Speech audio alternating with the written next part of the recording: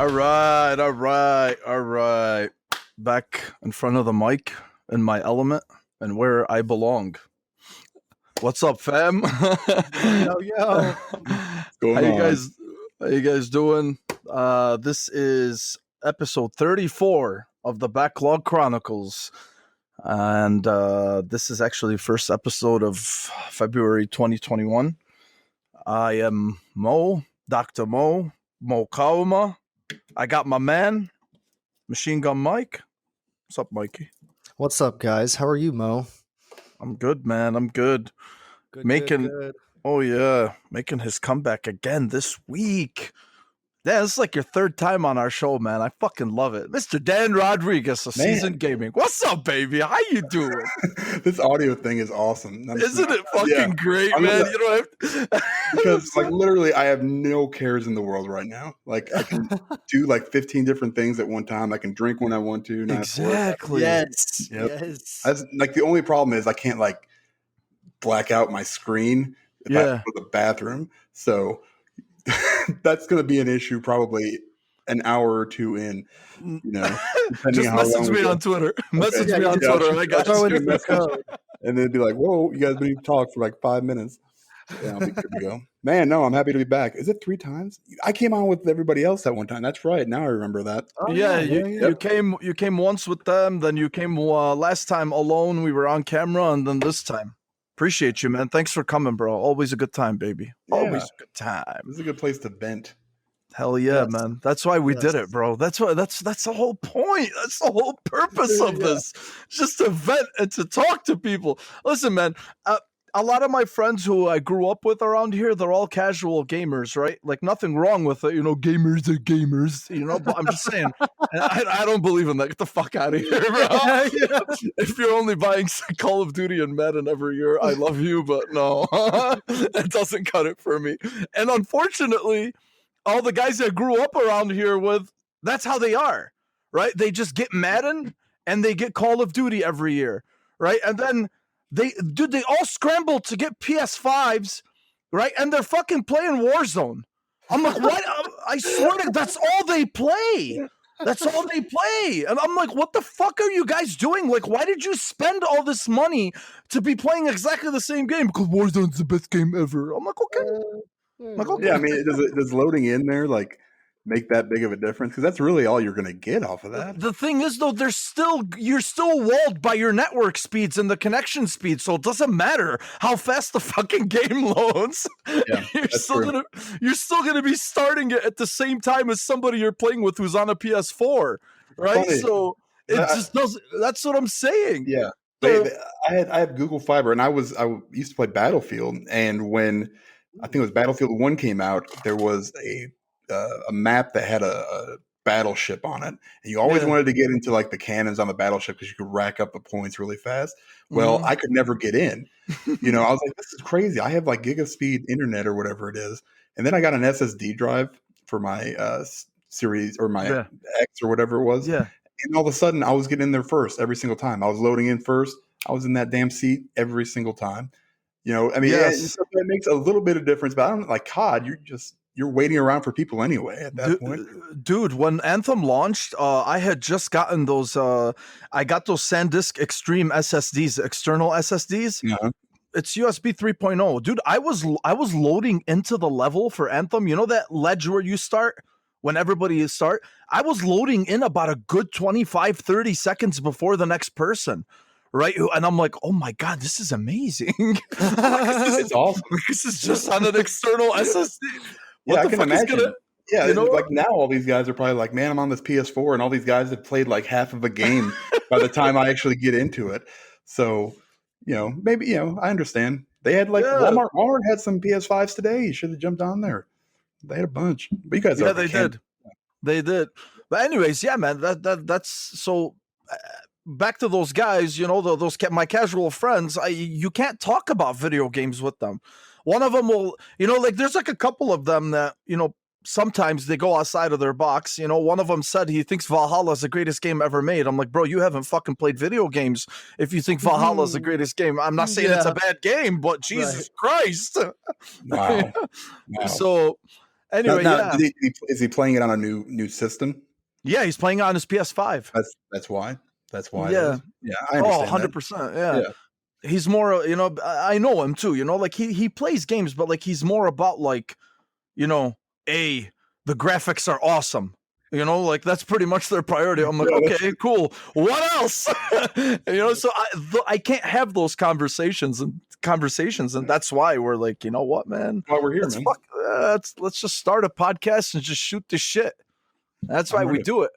Anyway, yeah, dude. So it's been a crazy week. We had a lot of shit. We're going to talk about a lot of shit. But Dan, what's new with you, bro? What are you playing? You've been playing anything nowadays? I know you've been playing something. Oh, yeah. Yeah, I looked at my my PlayStation stats for last year, and it was like 3.5 hours a day is what I averaged on the PlayStation, which is insane when you really think about it. That's like 50 days of last year that I was on the PlayStation, 99% literally of which was offline. I don't play online very much. So I don't even know where it was. Like 16 hours, I think it was, that was online. And I can't for the life of me think what the hell I played online on my PlayStation. Had to be Fall Guys or something. Right. But it's I got nothing but time. Nothing I love but time. It, man. Where do you find those stats? I've seen everybody posting them. And I was like, I'll send you the link. Yeah, there's a link that lets you sign in and do all that stuff. Oh no. Yeah. I'd be embarrassed. But I've been playing. It's funny because we had all these like releases for like the new upgrades and stuff, which I know we'll talk about later. But I kind of jumped on to God of War for a little bit. Played some of that. I played some of the Division 2. Just check it back. I realized how much they'd done to that game since I stopped playing it. It's so in depth. I heard. So, oh man, it was overwhelming. I mean, it wouldn't take very long to figure it out, but I wasn't in the mood. Then Super Bowl Sunday's coming up, so I was like, I gotta load up Madden. It's on sale. I regret it, but I had some credit, so I don't feel terrible. Yeah. Control's another one. I had that one going because I'm playing through it again because it's a free game on PlayStation Plus. I own that now on 2 systems, and on each system I own 2 copies. Yeah. So I have 4 copies of the game technically. I love it. I love it. Degenerates, man. My man, my star, another fucking degenerate. I love it. I am so glad I don't have room for collectibles because there is zero chance. I mean, I would be living in a shack is what would happen. You and I were talking about that yesterday, man. When I messaged you, because I mean, I have no space down here, for all this stuff, and then my sister has a spare bedroom in her house that she doesn't use, so that's my storage room now.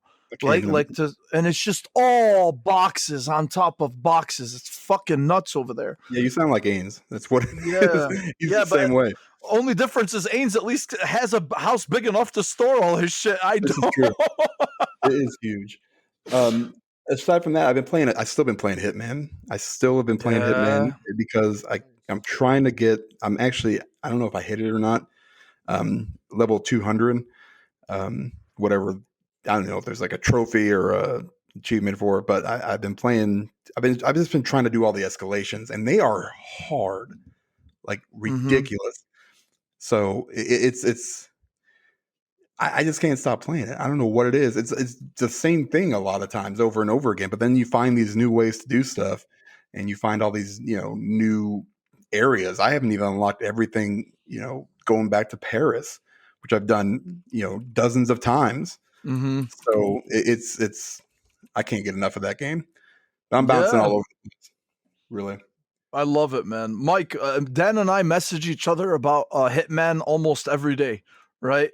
So I'll be like messaging him about some random bullshit, something. He's talking about Paris. I played Paris like 8 or 10 times in a row, right? And yeah, Hitman's awesome, dude. It's fucking great. Assassination tips. That's so good, man. Mike, what about you, man? What's new with you? What are you playing? What's going on? Yeah, I dabbled into the Xbox Game Pass or whatever, and just wanted to check. Yeah, I wanted to check that out. I wanted to see what Xbox is about. finally like actually deep dive into it because Mhm. like usually I just have it just because so I can get like whatever exclusives I don't have or whatever it is. But like I haven't really been giving my Xbox the love lately. And I was like, you know what, man? It's like I think it's that time. Mhm. So I got it. I'm liking the games on it. Like there's a bunch of bullshit on there, but there's still a bunch of good stuff. It's way better than PS Now. Oh yeah. But Oh, yeah. yeah, dude. And it has games that like keep you there, that like can sustain you Mhm. for, months at a time or what have Mhm. you. Mhm. Some great Xbox classics like Halo and Gears. Mhm. Like, and I'm Mhm. just like, man, I want to play those, but I've already had, so let me dive into something I haven't yet.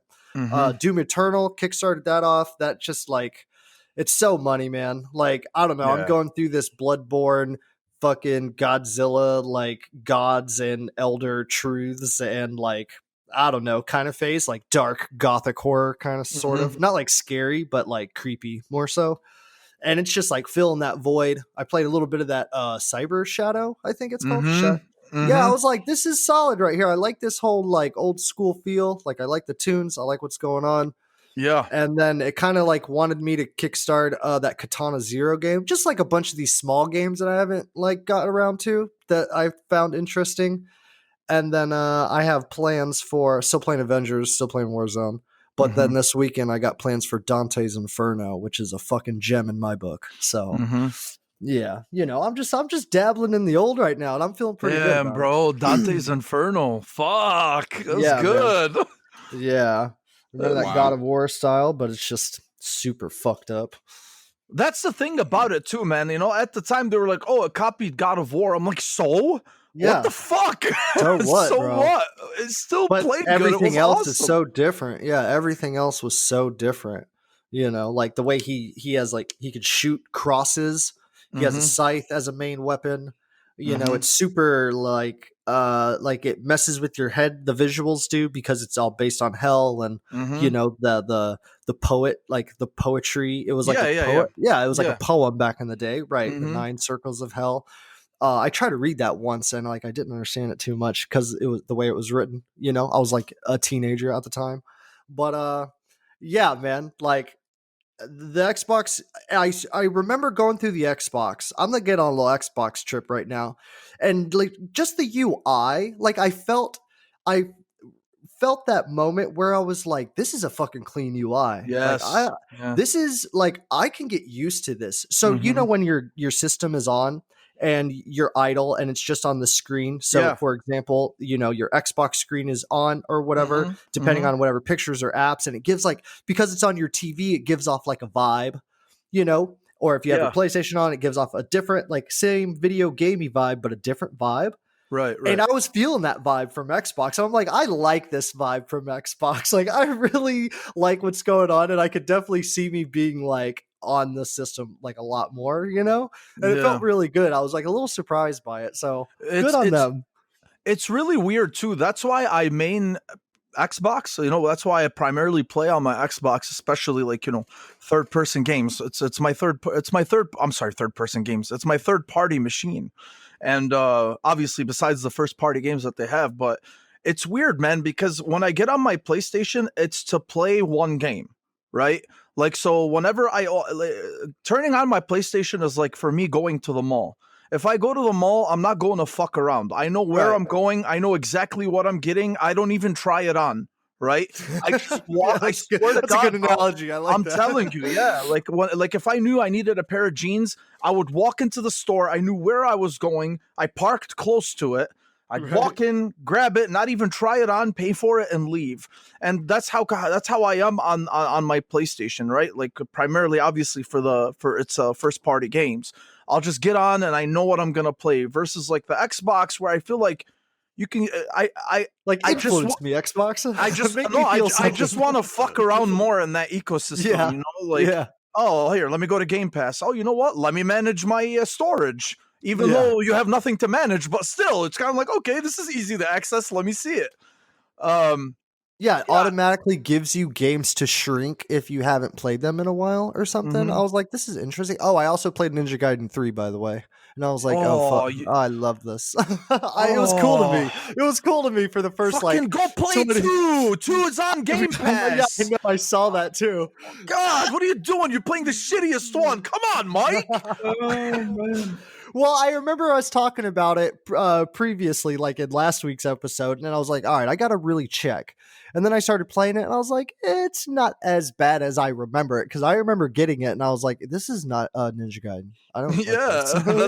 That's why it didn't do good. I guess as hacker slashers go, like forgetting about it, I was like, oh, okay, yeah, it's all yeah, right. but Ninja Gaiden was not a hack and slash. Xbox Ninja Gaiden, no fucking way. You'll get your balls handed to you. I mean, it wasn't even. Everybody says that, but when I'm like trying to remember, they're like, oh, it was one of the hardest games ever. Like even the original, like on the NES. And I'm like, man, I was way better 30 years ago than I am now. like the difference is so stark that, it's just like, man, it was such a hard game. And they compare it to like Souls-like games and stuff like that. I'm like, what are you talking about? Like, I don't remember it ever being that hard. Like, I mean, I played it. I mean, it wasn't easy, but it wasn't like ridiculous. And I think that just shows how old I am, really, more than anything else. I think it just shows. Xbox Ninja Gaiden was hard, but it was doable hard. Like I have there's like frustrating, annoying hard, and there's doable hard. Right. Yeah.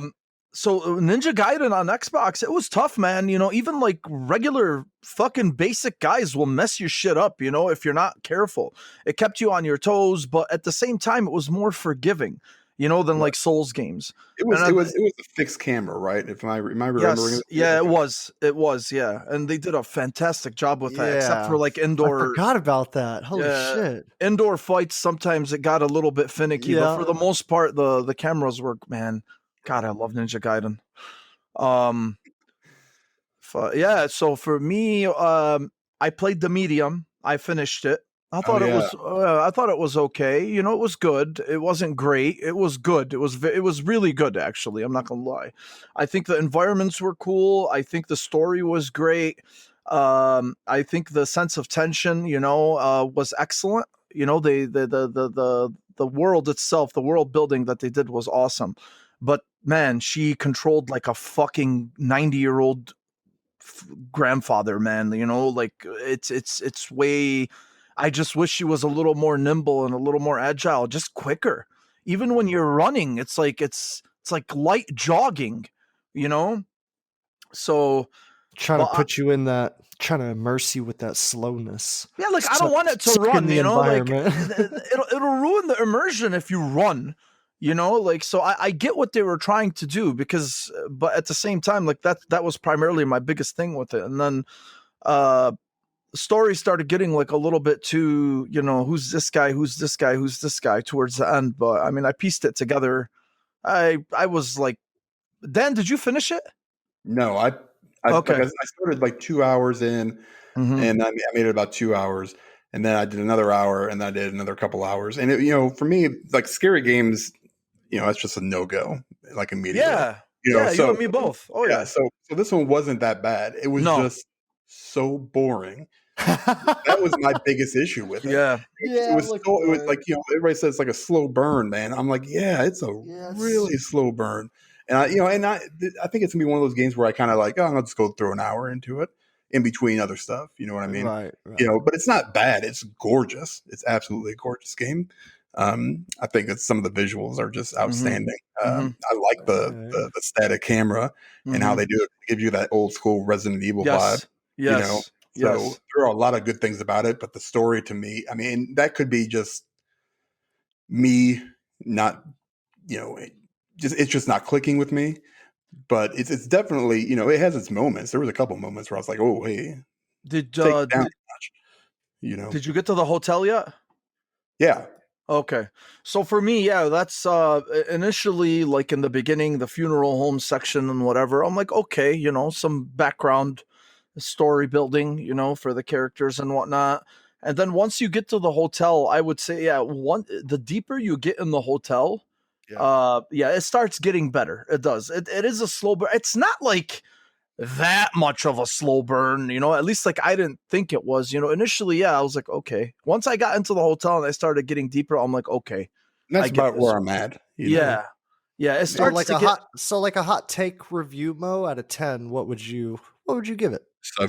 seven Nice. 7 point. Yeah. 7. You know Dan's gonna give it a 7. I I don't even know what understood. I gotta finish it up. But Understood. I'll give it like a 7.5. A 7.5 to like an 8 is the ceiling for me, but I would say like a solid 7.5 for sure. After I let it cook for a couple of days, thinking about it, yeah, I'd say it's good. So I played that. Obviously, I'm playing Hitman. I just finally finished Hitman yesterday, but then I talked to Dan about it, and now like I feel like I have to go back and I have to play this last fucking mission again. Hokkaido. God damn it, bro! It was hard, man. It was fucking hard. You know what? When you were talking about it, and I was like, man, it was kind of difficult, but at the same time, then if you look at Hitman 2, like Yeah. after the first one, like they really get tough, like tough, Mhm. tough. And there's a Mhm. couple in 3 that are just ridiculous. Where I'm just like, man, this is super new. I've never seen them do this before. So, I but like it, man. me too. Yeah, no, we both love the new series itself, and the thing about it is too, I don't want to play. See, my initial worry was to rush through 1 and 2 to get to 3 because I know three does things a little bit differently from what I'm reading and from what you've been telling me. It's more cinematic. There's more story. There's even like more things that they do that they haven't done before. I know there's some type of murder mystery. That you have to go and like Yeah. that to me is fucking awesome. That's Yeah. like them dipping their toes into shit that we've never done before in the series. I Oh, like 100%. that. Yeah, so I that's why, like, I mean, and now I'm on 2, and yeah, I'm excited, man. Let's go, baby. I can't wait to get through that too. Yeah, I played that. What was it? What was that Shadow game you said, Mike, earlier? Cyber Shadow? Yeah, Cyber Shadow. I played a little bit of it, and it's good. It's kind of hard though, like the old school Ninja Gaidens on Yeah, Nintendo. I did die a lot. Yeah, I forgot Yeah. to say that. Yeah, I didn't want to, embarrass myself. I tried some Destruction All Stars on PS5. Okay. How is that, Mo? I'm intrigued. It's good, man. It controls very well. Controls are very tight. A lot of characters. Customization is just really skins and shit, so you don't really have to dig so much into that. There's some cool maps that they have. The characters are awesome. Each of the characters have like a on foot power up and a in car power up, and you have to hit other cars. Cause destruction, mayhem, pick up these pink gems. It's cool, man. Honestly, it controls very well. It looks excellent, right? Like even for a free game, it looks fantastic, man. On the PS5, it controls very well, but it needs to have that. They need to keep supporting it. If they keep Okay. supporting it, they will. I think it'll be successful in the long run. But I don't want to say it's bare bones, but the flair itself kind of like dies off after you play a few games. Yeah. Yeah, it kind of does die out, but I it's know exactly what you're talking it's about. fun to keep cracking cars, man. And then it's really cool too. The parkour. If your car dies, you can eject out of it, and then you have to find another one, or right before it explodes. So you can be running around. People can try to run you over. You can jump on top of a car and try to steal somebody who's trying to run you over. You can try to steal their car or cause it to wreck for more points. So there is some depth in there. It's not just mindless crashing into each other. But yeah, Dan, did you try it? Not yet. I downloaded it, and it's again multiplayer games. I don't really do a whole lot, but I'd like to just see what it's like. I did that with Bleeding Edge. I think I played one match, God. and I was just like, no, I'm done. Yeah. That's how this will go too, to be honest with you. Yeah, I'm curious to see what you're gonna think of it. So yeah, that's about it. I bought that werewolf game today. I bought that, and and the new golf. I haven't bought a golf game since Tiger Woods was on the cover of the PGA Tour games because those were like my favorite ones. But I might as well start somewhere. So That's cool. Yeah, I dig golf games. I'm not gonna lie. Like I dig those. I love them, man. I love them, man. The problem is they don't have the three button click press or whatever it is to swing. I See- cannot do the See, stupid- Dan, that's why I bought this game, because it doesn't have it. See, I can't Yeah, do I it know. without- Oh, that's crazy. I actually bought it because yesterday I found out, I was talking to Elu, and Elu, he plays it, and he told me, he's like, no, he's like, it uses the analog stick for the back and forward swings. And I'm like, oh, no way. That's how the Tiger Woods games were. Right? That's cool. so I'm like, okay, that I was sold. Just because of that mere concept, I was like, okay, I'm going to buy it. And this game's been out for a while now. They've been doing that for a while. Like what are those PGA Pro thing or PGR or something like that? I can't remember what the hell they're called. There were some golf games. Like the last one I remember is EA's. It was like Rory McIlroy.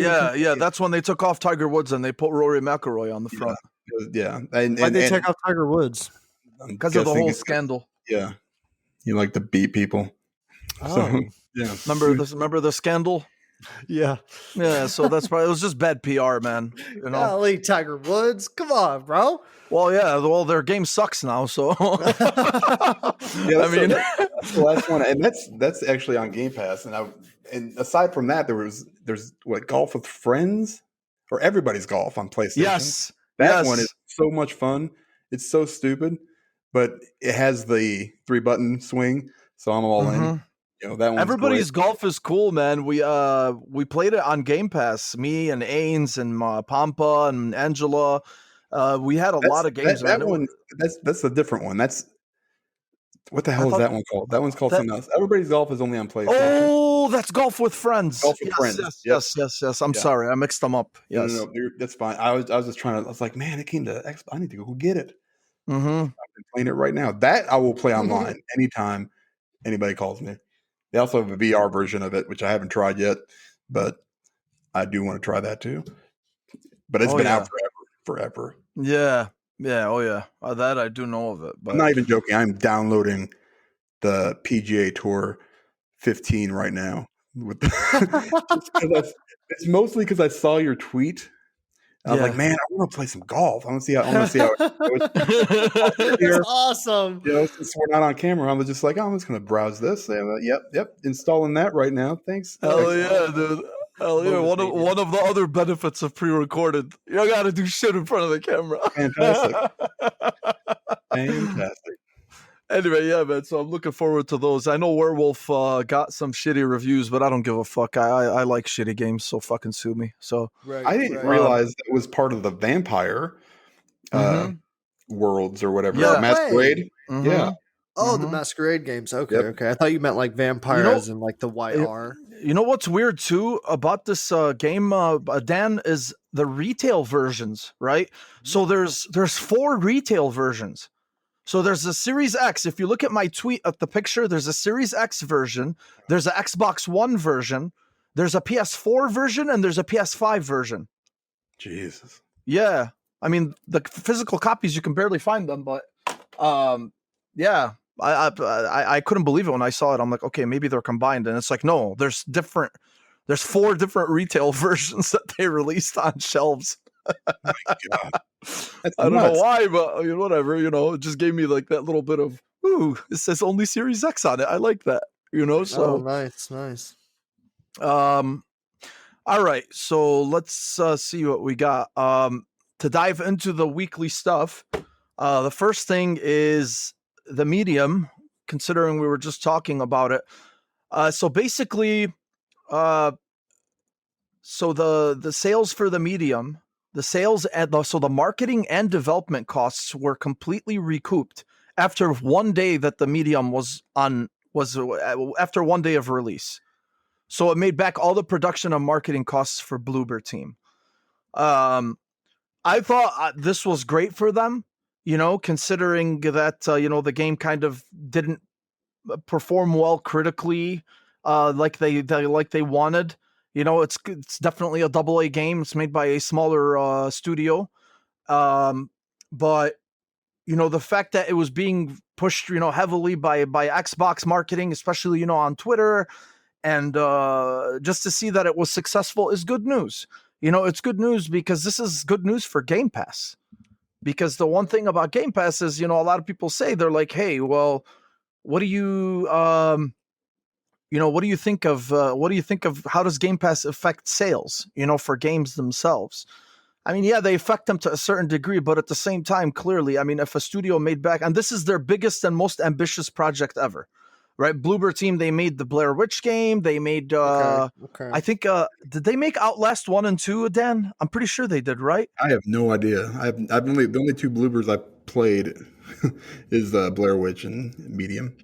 Yeah, So, I could have sworn, but maybe I'm wrong. I just, yeah, they made Layers of Fear, yeah. Blair Witch, Those The are highly Medium, acclaimed horror games too. Observer. Yeah, they didn't make Outlast. I'm sorry. Oh, okay. But they made some good games, and apparently this was their biggest one. And just to see the fact that they did this is good. It's good for Game Pass. It allows more developers to kind of consider that option, and we end up winning by getting we kind of reap the benefits, for the price, for the small price that we pay per month. So, Dan, did you see this? What do you think of this whole?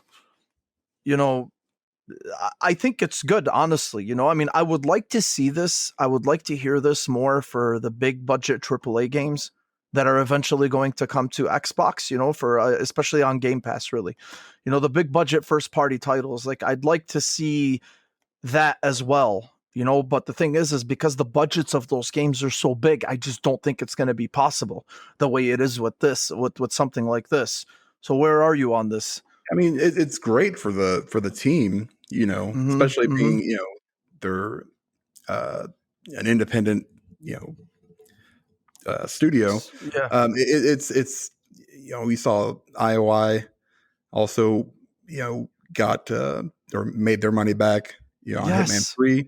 Yes. It seems like, I mean, and that part of that is because of just the state of the world right now, and people just investing so much time into gaming, and that's like you said, it's on Game Pass. So that's amazing. Yes. So all these people bought this game, regardless of if it's, they have the subscription service, and I mean, it's amazing for them. And that's only it was like 2 or 3 days. Do you guys know how much it costs to actually make it? No, honestly, no, I don't. That's a good question, man. The medium production. I have no idea, but I mean, even if it was, I mean, what, 10 million, 3 million, 5 million? I mean, it's got to be somewhere around there, so there wasn't, I'm sure Xbox handled a lot of their advertising and a lot of some other stuff, and they, so the best thing is that they can take that money, reinvest it into their studio, maybe grow a little bit, and then put even more towards their next game. So that, that's what we want to see. We want to see growth out of these smaller, devs, and, giving us more games to play. I mean, that's, everybody wins, from my point of view. So that's great for them. Oh yeah. Yeah. The only reason I was asking you about that is because, like, for instance, like Gears 5, right? Gears 5 is a big production, is a big budget. And obviously we haven't seen any statistics in terms of like whether recovered, development costs or whatnot. So that's really why, like, I mean, I hope, remember too, man, Hitman 3 was self-published, wasn't it? Here, I'm looking at it right now, actually. Yeah, dude. Yeah. IOI published it. Like, it was self-published. So, for them to make the game, do the advertising, self-publish, and be able to recoup the cost within a few days, within like 3 or 4 days, that was incredible. I mean, and that's without being on a subscription service. Yep. So I'm happy that Game Pass does, this is actually, this gives credence to, when they say that Game Pass actually bumps up sales of games, especially like for people like me, because I use Game Pass mostly as a demo service. That's exactly what I use it for. Yeah, I use it as a demo service. If a game is really good and I feel like it's worth my time, I'll be like, yeah, fuck yeah, man, I'm gonna buy this shit. I want to own this game. Yeah, I mean, so games like Sea of Thieves that I really don't know if I'd have to go look, if I've ever actually bought it, but I have hundreds of hours into that game. Yeah, You know, I've also invested money into their, you know, microtransactions. sure. So part of me is like, for a game like that, you know, which I don't know if that helps them more or less, you know, than outright buying the game. I'm sure they love you to buy the game, but you know, you could get it for $20, you know, or $30, you know, anymore. And, or you can spend 50, $60, Mm-hmm. you know, to their, basically somebody drew up a different color of a skin or something. And, you know, I would think the work going into that is much, much smaller. Yeah. So it's, what interests me is like, and Microsoft has always been very coy about like what their sales numbers are and how everything works exactly. So it's hard to kind of nail it down with them. Like you Mm-hmm. can't really, they don't say, okay, well, this is how much this made. This is how much this made. You look at Gears 5. I can't Mm-hmm. imagine that not recouping just through the microtransactions alone. Dude, You know, yeah, but Gears 5, fuck, man. I bought 2 Ultimate Editions. I bought the people console. like you that do Yeah, that. I bought the console, and then I'm like, oh, the Ultimate Edition is available on Game Pass as well. Oh, okay. I You bought the see, console too. Yep. they should have just given the console too, man.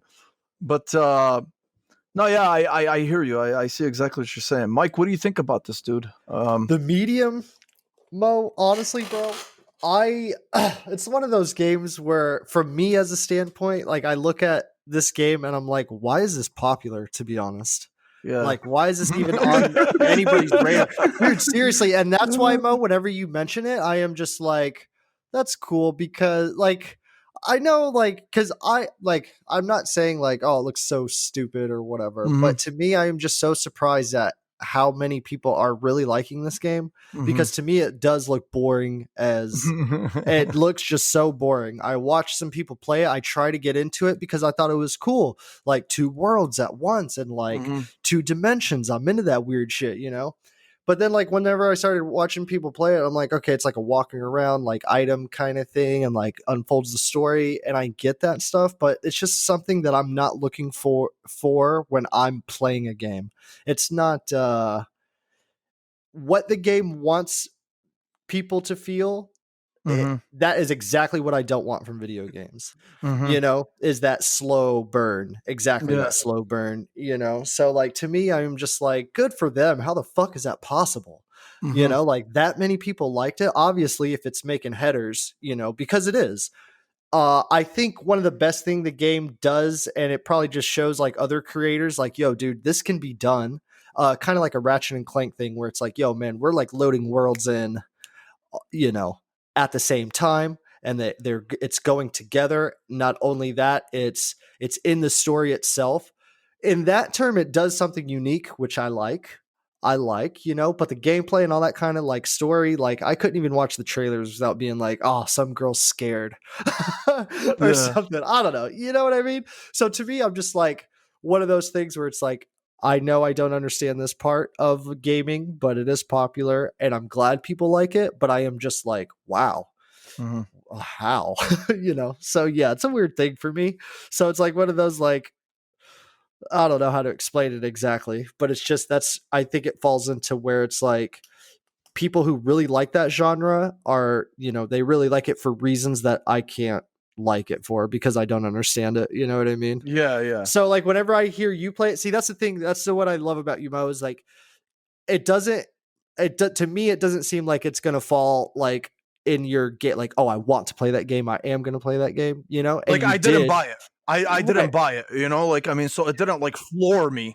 I was just saying Game Pass is a demo service for me, but like, I mean, I'm glad that I was able to utilize my subscription to play it, but not to the point where I want to buy it.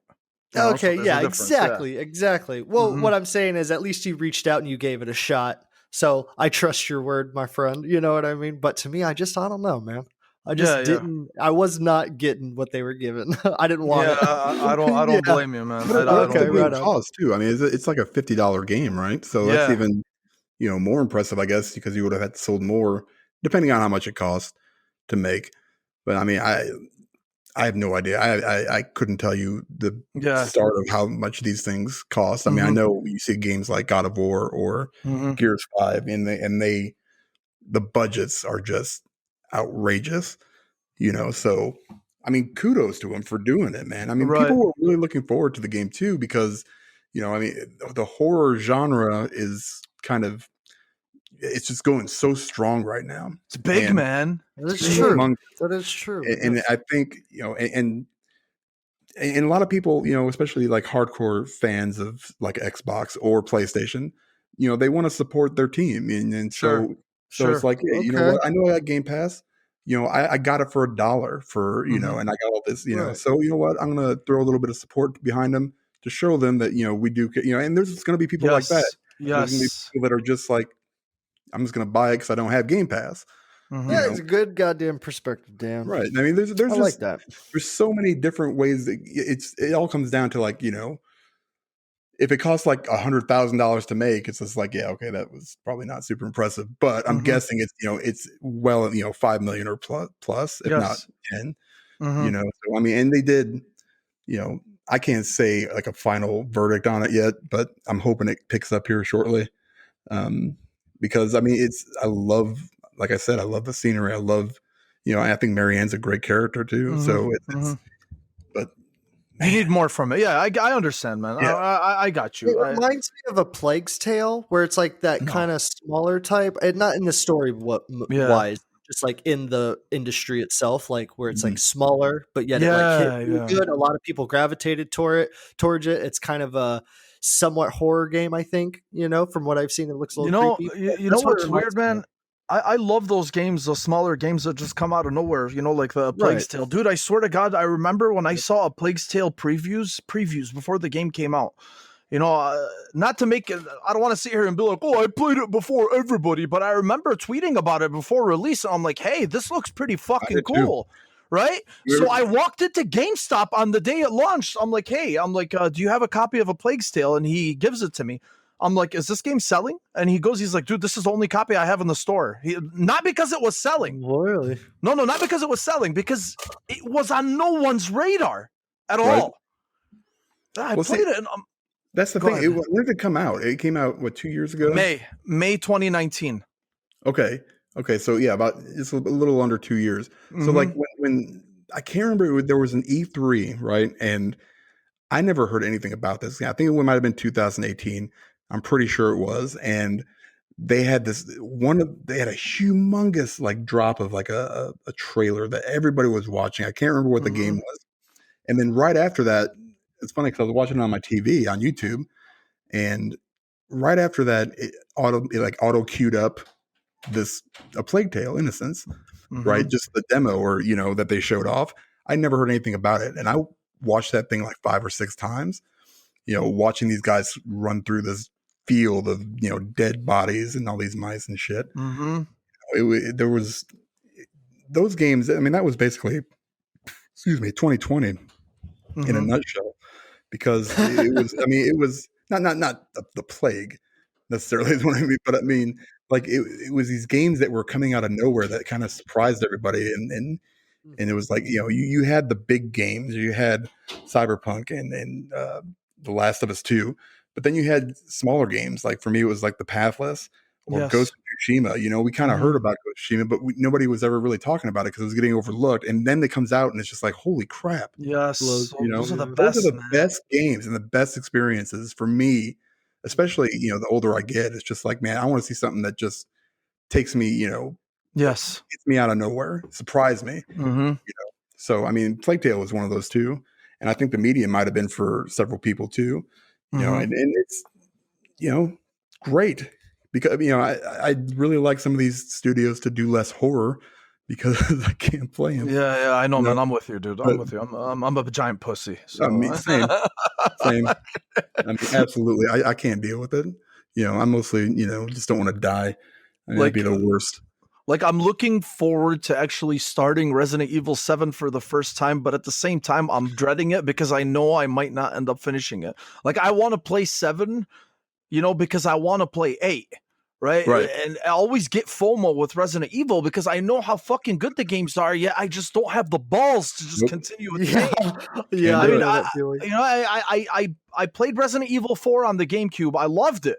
It was fantastic, you know. I mean, but there was less horror in it, you know. I mean, so I was okay with that. It was more of like monsters and these fucking villagers that looked like they were hypnotized initially. So it wasn't like there was dread, but there wasn't that horror aspect to it, at least in my opinion, like there was with the previous games. But man, like 7, I heard is just fucking, yeah. It's shit pants worthy, you know. So I don't know about Yeah, that. that's the problem. Right? Like you know, and when I was younger, it was no problem. Yeah, I played Resident Evil, no problem. Resident Evil 2, no Mhm. problem. It was just never a thing. And then all of a sudden, it's just like, no, man, I don't need this crap. You know, I mean, Yeah, it's probably exactly. awesome. Like, why am I doing this? Yeah, Exactly. That's what I asked myself the last time I played the Resident Evil 2. I think was the last time I like actually sat down to play a scary game. I played the first like 2 hours of it on stream, and I was like, I had to stop because the ambient noise, that whole immersion level of like, I guess I can just literally put myself in these video games so well that it just scares the shit out of me, you know. And I'm just like, why am I playing this? Like, I am having a good time, but I'm not having a good time. Nope. But I think Not some people like that feeling, though, whatever that feeling is. Weird. Yeah. I give them a lot of credit, man. You know, Yeah, like yeah. for the horror game enthusiasts, you know, guys like Will, me, and Ains, like they love horror games, man, Yeah. you know. But fucking Yeah. hell, even Jordan loves horror games too. But man, Jesus. I don't know about that, dude. It's always those people you don't expect, you know. Yeah. Oh yeah, Jordan loves horror games, man. He plays them all. Seriously, he's Oh, like the yeah. nicest guy ever. Yeah, big time. Yeah, it's crazy. I know, but yeah, well, good for Bluebird, dude. Yeah, I hope I'm pretty sure they have a bigger project coming up too. So let's see Awesome. what they come up with. So next is MLB The Show. So last year we already knew, you know, MLB and Sony jointly basically put out this thing, this statement that from, you know, moving forward, Sony will continue to make the MLB The Show, but it will be published on other platforms. Platforms obviously at the time were not announced, and everybody was just like, oh, I mean, come on, it's coming to Xbox and Switch and probably Right. PC and whatever it is. And obviously everybody wanted a piece of the pie, and so did MLB. They're like, okay, well, why the fuck should we make money just off of one platform when we can benefit off of more? That sounds like familiar quoting right there. Yeah, exactly. So basically what happened is, you know, a lot of speculation, you know, about when it's going to release and whatnot. And then finally, a few days ago, Sony announces that MLB The Show will be launching day and date on the PlayStation and Xbox this year. And they also said there's going to be cross-platform play. There's going to be Series X version, PS5 version, and then there's a PS4 version and a PS5, or I'm sorry, wait, what the hell did I say? Series X, PS5, PS4, Xbox One. So there's 4 different versions. There is no smart, whatever the fuck you call it, smart delivery. There is no free enhancement from PS4 to PS5. Oh, no, it's just yeah, you just get the one version way or the other. pretty much, yeah. And dude, this was great, man. This was huge, you know. Like, I mean, everybody just felt like for some reason that day, and I don't know, maybe it's just me.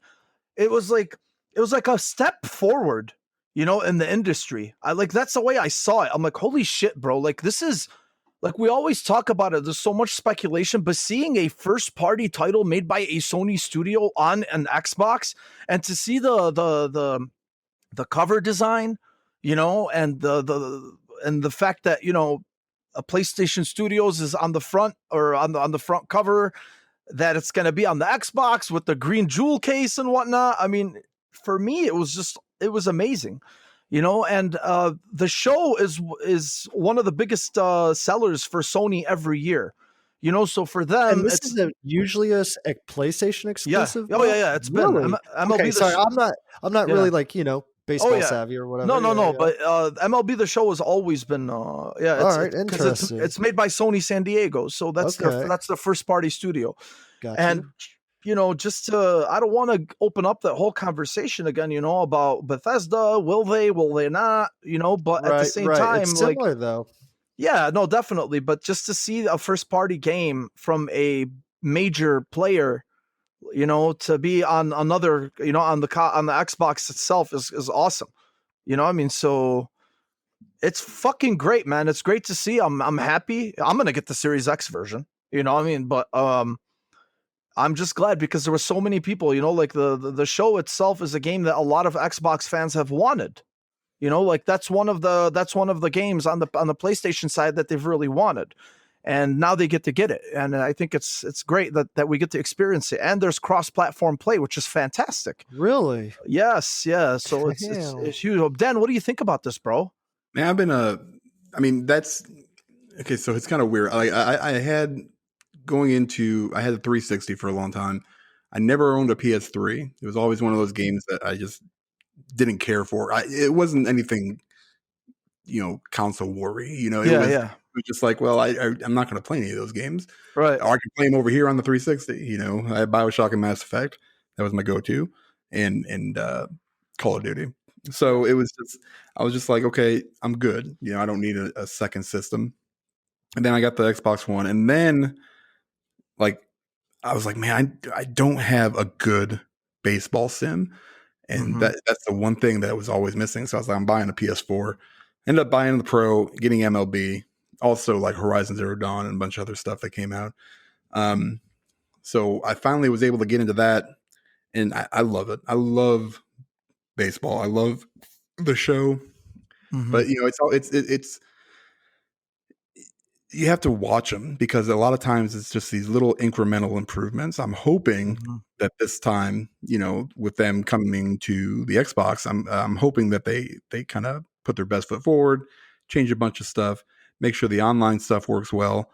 That's going to be key for launch. As to where I'll buy it, I'll buy it wherever it's going to look the best. I don't really give a crap. Yeah. It's great that more people can play it finally, because RBI baseball, as nice as it is not a baseball sim like MLB The Show. It never has been, and it's just not as good. So, I mean, being able to do, plus there's so many different modes that, I like doing like the My Player or whatever it is, where you can start in the minors, work your way up, get drafted. I was super mad. I think it was MLB 19. I worked my ass off. Cubs drafted me. I was like, perfect. I was assuming that was what's going to happen anyway, because I put them as my favorite team. So they drafted me. I had a awesome year as like a relief pitcher. I ended up starting the next year about, I don't know, a month into the season. They traded me to the Yankees.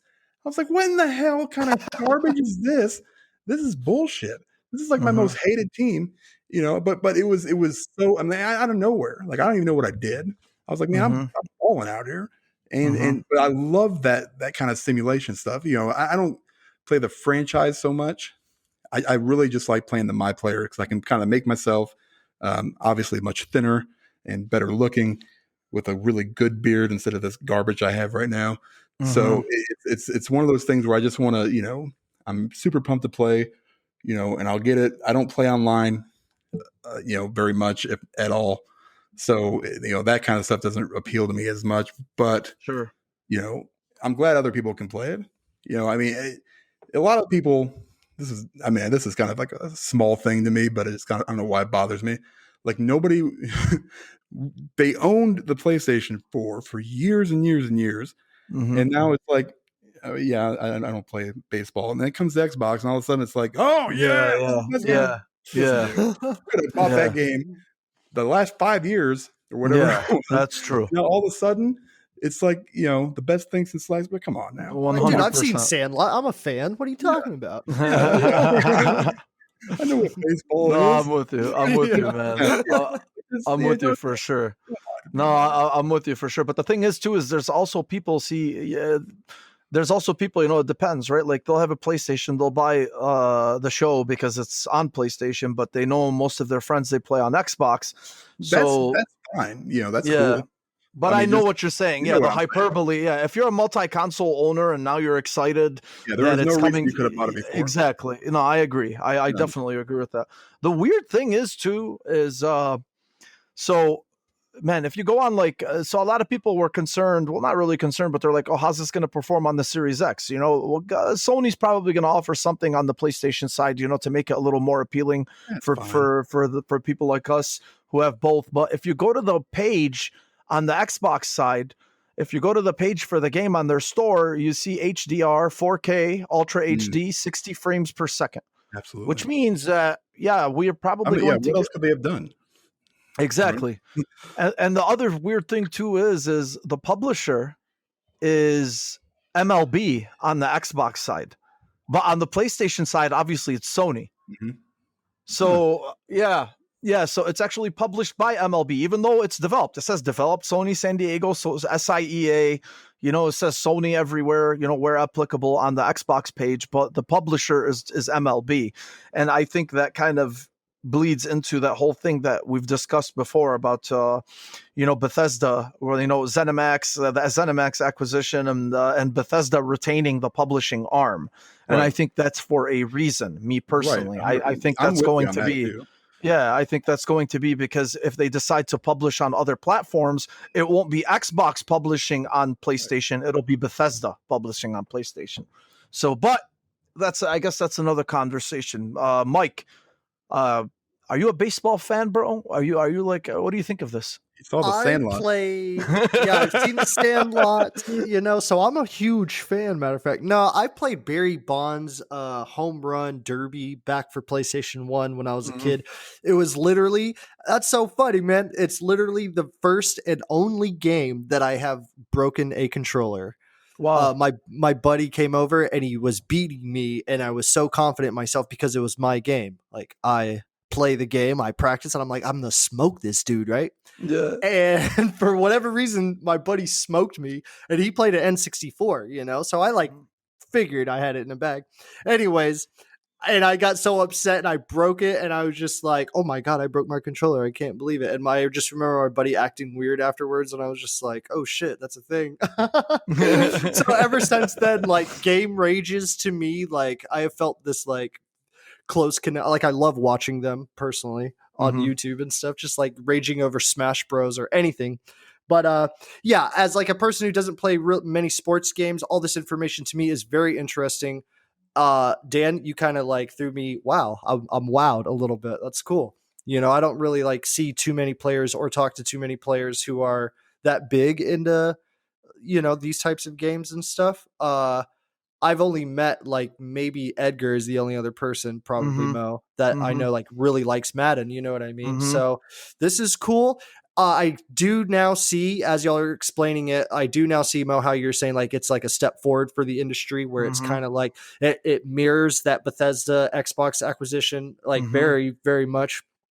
And I do think that is cool. So I think that's a good thing. Start slow, you know, and inch them in there, and I'm sure they're trying to make moves right now, like both companies, you Mhm. know. But yeah, I think that's cool. Way Oh to yeah. go. The show, Jackie Robinson's on the cover. Yeah. Yep. Yeah, for That's the special special edition. edition version or Right on. whatever. Okay. That's cool. That's cool. I like that. Yeah, then like some people were bitching that, you know, why do we get to why do we have to pay extra to honor Jackie Robinson? This is a Oh fucking man. cash grab. Like, oh, but you didn't bitch about NBA 2K21 when Damian Lillard was on the cover, but then the Mamba Forever edition, which honored Kobe Bryant, was more expensive. You know, Oh. like if you're gonna fucking complain, be consistent. You know, like just be consistent. It's so stupid. I'm with you. Yeah, you know what I'm saying? Like, come on, man. Whatever. Yeah. So fucking I feel you, stupid. Mo. Anyway, man, Yeah.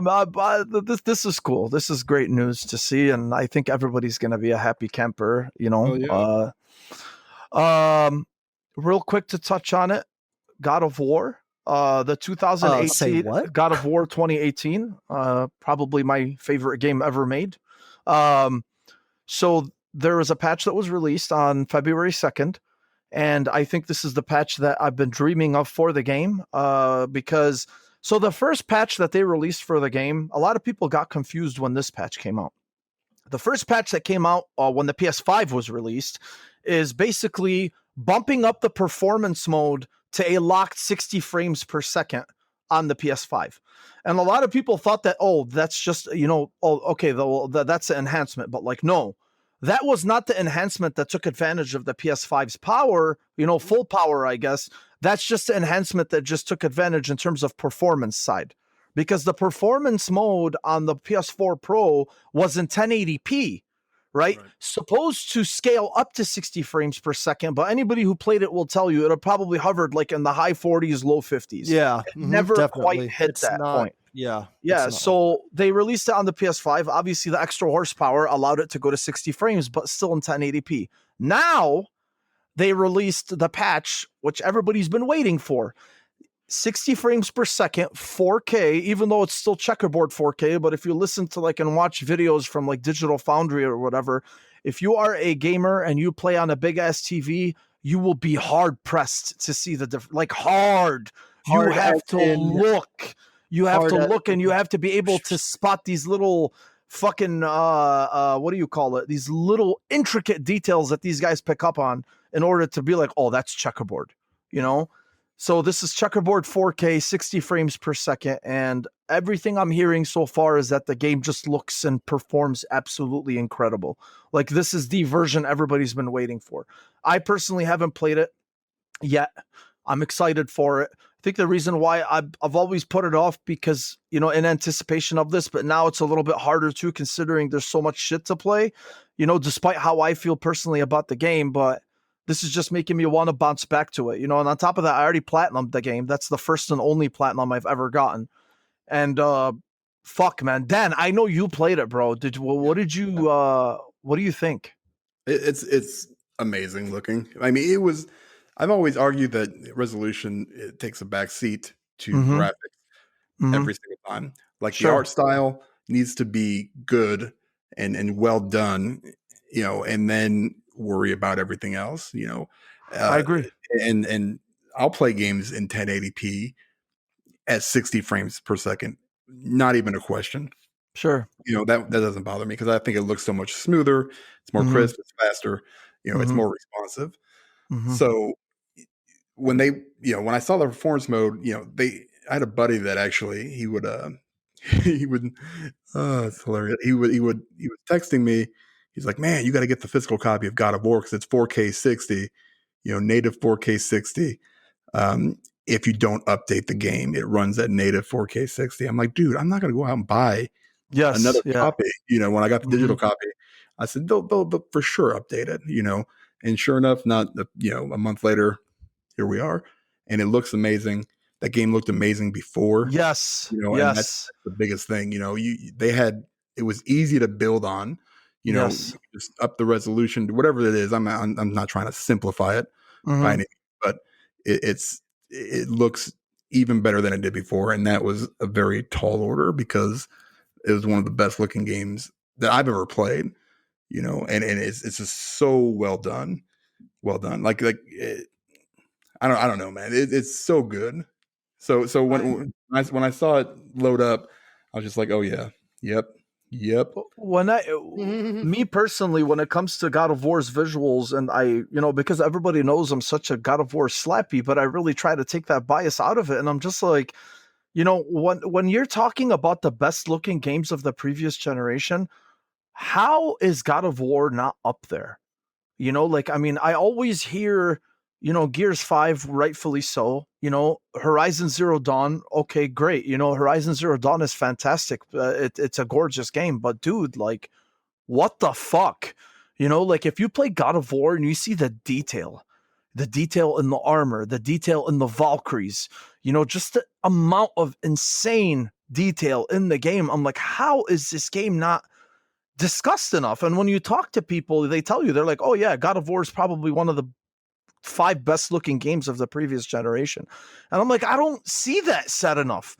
I just keep seeing Gears 5 and Horizon Zero Dawn. I'm like, I'm sorry, man. I personally think God of War looks better than that Horizon Zero Dawn. Yeah. Horizon Zero Dawn is just discussed more because as an open world game, it was incredible looking. And I agree with that. you don't really get too many open world games that look that great. And now we do. Now we have Ghost of Tsushima, which looks fantastic. So, yeah, I'm glad to see that, man. I'm glad to see, because once it got this update, I'm like, okay, this is the update that the game deserved. This is what this game of this caliber deserved, man. And I hope they keep doing that, right? They're big fucking heavy hitters. I hope they keep giving them this kind of attention. Yeah, Because that's 2 right now. 100%. The Last of Us 2 is going to come. It most likely will. They're probably working on it as we speak. Obviously, the other big one that people are waiting for is Bloodborne. No one knows if that's going to be a remaster, a remake, a full-fledged. Yeah, dude. I mean, people are going to lose their shit. Like, imagine, like, they're just looking at the reception of God of War right now, and they're like, wow, this is an amazing reception. Imagine what will happen if Bloodborne comes out, dude. So, Mike, where you at on this? Man, I'm loving that. It is about time that these big hitting games get this next gen upgrade, or it's now gen. I always call it next gen because I'm still stuck in the past here with my Pro. but no, man, they definitely. I am like, this is what I'm talking about. God of War is a perfect game, Mo. I am so in agreement with you on the whole, like, God of War being visually stunning. Like, you see the ripples in his muscles when he goes Spartan mode. Yes, dude. I am all about that stuff. Yeah, and I agree. But I think it's because, it's not as chummy when you're like, dude, I love to chop demons' heads off with Kratos. But in, like, when you're talking like, I love exploring the lands as Aloy, the conversation's a little bit more chill. So I guess maybe that's why. But yeah, Bloodborne is gonna hit big. I've been so into Bloodborne lately. I'm almost replayed it. Yeah, man, God of War. I saw somebody complain that it's like 60 frames. Nah, man, like 30 frames is more cinematic. Yeah, I said that in the group chat earlier. Somebody's like, they ruined it. They got rid of the cinematic. I'm like, in what fucking world is 30 frames? Oh, dude. Yeah. I sent it to these. You can play it at 30 frames. Yeah. But some moron on Twitter said that apparently they ruined the game because it's less cinematic now because it's in 60 frames per, whatever the fuck that means. It has nothing to do with cinematics. Dude, it's just asinine shit. Twitter just keeps bringing out the best, man. It's like just the biggest collection of morons, that humanity is capable of producing. You just see it on Twitter, and it fascinates me day after day, and yeah. So apparently this guy was complaining about it, and I couldn't believe that. I'm sorry, Mike.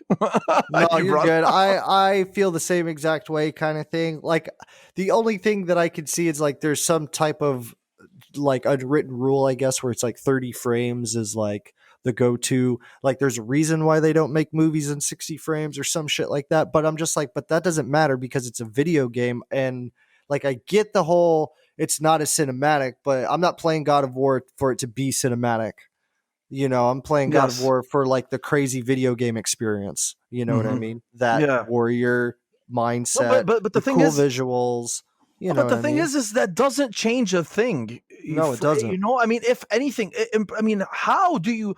I don't know a single person personally who plays in 60 versus 30 and said 30 feels better. Like, no, it does not. I'm sorry, that's just wrong. No. Yeah, no. I feel like any enhancement like that towards video games is good because of response, look. The whole reason I would believe that like people kind of play video games is because it looks fantastical, like it's fantasy. It's supposed to look trippy. It's like I mean, I don't know, like it's hard for me to wrap my brain around it because it's less cinematic. It ruins the game. I just can't get behind that. I can't get behind any of that. Like, I could see any game go to 60 frames, even like Cyber Shadow or something like that, and be like, hell yeah, 60, bitch. Yeah. No, yeah, for sure, man. It's just, it's fucking weird. I have no idea, man, how these people. I mean, I get that, so it's like to each his own kind of thing, but I just don't. Yeah. I don't know, man. Yeah. I know, dude. I know. The next thing, this made a lot of headlines, and to the surprise of nobody. So Google announced that they're shutting down all internal Stadia video game studios. So what they're going to do is they're going to alter their course. So they're getting out of the game making business, and now they're going to offer their platform directly to game publishers, alongside offering Stadia Pro to the public. I think the writing was on the wall here, considering that it's just been, it's become memes and jokes and whatever it is, but nobody was surprised by this, especially considering that Google themselves, they're known to abandon some of their projects from before, or their services. So apparently 150 developers were affected by this. There is multiple game cancellations. And those game cancellations are what really have people curious about, because they signed some exclusive deals, and nobody knows now what's going to happen with those. And apparently Jade Raymond, who is veteran producer of Assassin's Creed, the original Assassin's Creed, she's leaving the company. She already said that she's leaving the company, and she put out this press statement saying how proud she is of all the development stuff that they did and whatever. So I look at this really from the outside. I have a few opinions on this. First of all, I get what they were trying to do. They were trying to appeal to those people that don't want game consoles, right? They want to appeal to those people that are just like, hey, I just want to pick up and play anytime, wherever I am. I don't want to turn anything on. I don't want to wait for any updates. I just want to, boom, start and go. Okay. I get that premise, and I think it's fantastic. Maybe in the long run, in the very far future, I don't think this is as near as people think it is. And at the same time, what this really tells me is, after seeing all the sales and the financial the financial success that Xbox has had and PlayStation has had with their console, and even Nintendo, obviously, that's another story. But with all the financial success that these people have had, nothing will be a native console experience. Nothing. I don't think we have the net infrastructure in this country that, more advanced, like Japan, for instance. Granted, it's smaller, but the internet infrastructure that they have is just way better than what we have here. A lot of the shit that we have here is still old, and I think, itself, there's just no way, despite how good their latency is and how improved it is and whatnot, it just doesn't beat a native console experience. In my opinion, it doesn't. People would rather spend more and sit on a couch and turn on their Xbox or PlayStation and play their games, rather than having to depend on the internet for this type of shit all the time, and I really am not surprised by this. It sucks for the developers that were affected. But to see them being offered as a platform now is, I think, a smarter move for them, because they probably figured this was just not going to be financially lucrative. This is a conglomerate that now you can remove from the equation. When people were saying like, oh, when you had Xbox fanboys because Phil Spencer said it, they're like, oh, Sony's not a fucking, it's not Sony who he's worried about. It's Google, it's Amazon, like, oh yeah, okay, yeah, all right, yeah, whatever you say, okay. But now they've taken themselves out of that equation. And to be honest with you, I don't think Amazon's going to be a big player into this either. Don't you think for 1 second that Amazon is looking at this with Luna and saying like, wow, what the fuck are we going to do if Google Stadia didn't work? After all of this hoopla, from Phil Harrison, the fucking black cat himself, after all these announcements that they had and talking it up and whatever, for it to just fizzle the way that it did. I think it's better the way that they did it, by offering it as a platform, instead of, instead of doing what they were doing and trying to develop games for it, because they knew that they were just not going to sell well and they were not going to make that money back up. Dan, where you at on this, man? What do you think of this? I think, were you a lunatic? Did you try Luna? You are a lunatic, aren't you? So what do you think of this whole streaming aspect, right? Like, I mean, I'm not trying to shit on it, but personally, I just didn't buy into it. I didn't buy into it. Like, I'm just like, no. Like for me, like, there's something so incredibly rewarding about just sitting down and plucking down on your chair or couch or whatever it is and just firing up your console the way that we've done for most of our lives. What do you think about that? Does this surprise you in any way? No, it's mostly a Google thing. They have a tendency to just say the hell with it and we're gone. Like if you go way back, like like one of my first smartphones was like a Nexus smartphone, and I loved that phone so much. And they abandoned it, and I was like, "What in the hell are you doing?" It was such a great phone, But they do, Google Plus used to be something that they had. It's gone. They just constantly just.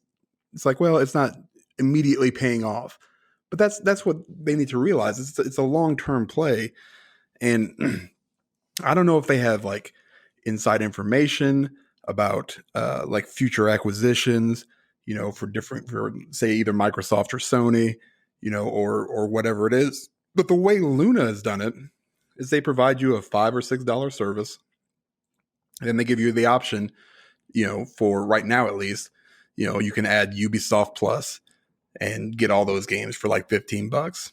So then you're up to, $22 or whatever it is, if you want both of those. And it's super easy to play. I can grab the controller, turn it on, and then it pops up on my phone, or on my phone, on my TV. I run it through a Fire Stick, a 4K Fire Stick, and it's there, and it works. Now there are issues with it for sure. It's not. How do I want to say this? Say it, baby. We're pre-recorded. Let's do it. Right. It's not perfect. Like there's other issues aside from the quality. The quality is actually pretty good because it runs in 1080, 60 for the most part. I played some Control on it, and it runs great. And also Metro Exodus, I played on it, runs awesome. I played several games on it, and there's no issue with the streaming. I also have very fast internet speeds, but the infrastructure is just not there in the US, and I don't know about Canada. I'm assuming it's the same way. It's just not there yet. Like you said, Japan's a whole other story. Once we get to that point, this will be a viable option. And I think what Microsoft has done, which is, is they got ahead of everybody, and they have the infrastructure to do that, with the Azure servers and their whole network. So they have that they're able to, invest in whatever they have to do. They make money from whatever it is they make money from. They're tons and tons of, income coming in. So they're able to take those chances, and Google should be able to technically, but they just choose, like they need like immediate returns, it seems like. And when they don't see that, they kind of bolt. Like Amazon has AWS. So they, it's all internal. They can do kind of the same thing and see how it goes. And they're still technically in like the beta form of Luna. They're still getting more people in, as they figure everything out. They're kind of slow burning it through their launch. And that's fine. Do what you're going to do. They had about the same success with their first party as Google did. What was that game? Like Crusade? I can't remember what the hell it was called. The one that lasted like 2 days and they took it offline. Well, I can't remember it either. So clearly, it was something terrible. So, and that's the thing. You can't just jump in with like a new studio and expect to have immediate success. Even if you bring in people like Jade Raymond, who is an amazing producer. Why? Why? What was the last game she shipped? Dude. Okay, you know what? We got to talk about this because okay, I want you to hold your thought. Okay. All right.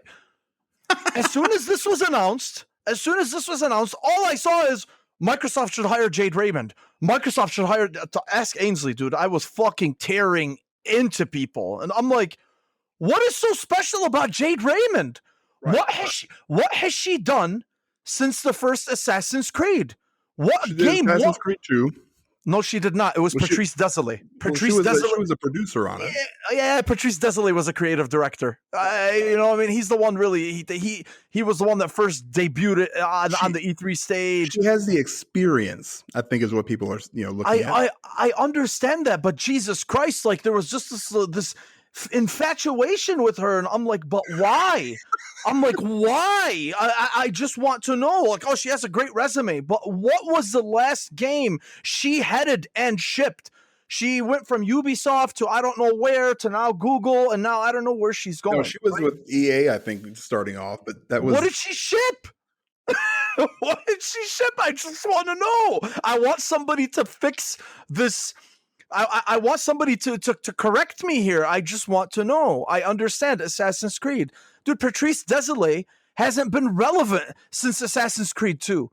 He had that game. What the fuck is it called? The one about the monkeys and the evolution. It came out last year. No, I that was forgot what it Yeah, was. Ancestors or whatever. Yes, yeah. Right. You know, but I mean, but that's the thing. Like, I'm like, I get it. She's been around. She's a journeyman, but that's the thing. I think it was just the you know, I think it was like she founded, I think, Motive, you know, that did like Battlefront 2 and Squadrons and stuff. I'm not sure that she had anything to do, you know, it was more of, you know, that's where kind of she started. I think she worked with Amy Hennig on that unreleased Star Wars game, maybe. which You know? was unreleased. It Right, doesn't. but Where has Amy, But that's where has not on Amy her. Hennig been, man? Where's even Amy Hennig? Her resume is so much better than Jade Raymond's. Oh, for And sure. where's she But at? she was there too, right? She was there at I- Google, wasn't it? No, it was somebody else. It was No. Shannon. No, something. dude, it was. Yeah, she's so dumb. That Shannon Studstill. Shannon Yeah. Studstill was the head of She Sony left- Santa Monica. That was the dumbest Shit. move she could have made. Oh my god! I remember when she left it, and obviously because I'm a God of War slappy, I love Santa Monica, and I'm like, oh my god, what did Google pay her to pull her away from that position? Right. Holy shit! You left one of the premier studios in the world for what? Yep. And Anyway, yeah, it was that chance to, you know, and this is by no fault of their own, mind you. This Yeah. is not on them. I know. For being what, you know, because I think they have the capability. I think the problem is they don't have, from what I've seen, you know, through all the news stories and everything, it was more of a, you know, they expect things to be done a certain way, you know, the Google way, or, you know, or the Sure. Amazon way, how they're, you know, and when you're not on that boat, you know, then stuff starts happening. I mean, Sure. it's just like, you know, you look at like big corporations, you know, that, you know, you have the people up top are so out of touch with what actually, you know, happens and the work that goes into these games, you know, and all they see is the bottom line. And Of course. unfortunately, I think Jade Raymond's been a casualty of that Twice now. yeah, twice, you know, and it's just, it's upsetting. I don't even know if she's gotten like the real proper chance to come out and, you know, it's a shame that she abandoned whatever. I mean, actually, I don't know if she was doing anything before that, because that was her last thing that she did was back in like, it was like 5 or 6 years ago. Anything that she had, I mean, she was doing other stuff, I think, but you know, it's just, it sucks that they were, you know, put in that position, and that's on Google 100%. They're I hate them, even though that's my fiber. Mhm. You know, that's what I get my internet through. I'm just like, every day I'm afraid I'm going to get an email that says, no, we're canceling it. You know, we're pulling the plug, and it just, you know, it's going to happen eventually. So I'm looking at her resume, Mike, before I get to you. I'm looking at her resume right now. Okay. So she was producer on Assassin's Creed. Right. She was executive producer on 2 Bloodlines, Splinter Cell Blacklist, and the first Watch Dogs, and then the Mighty Quest for Epic Loot.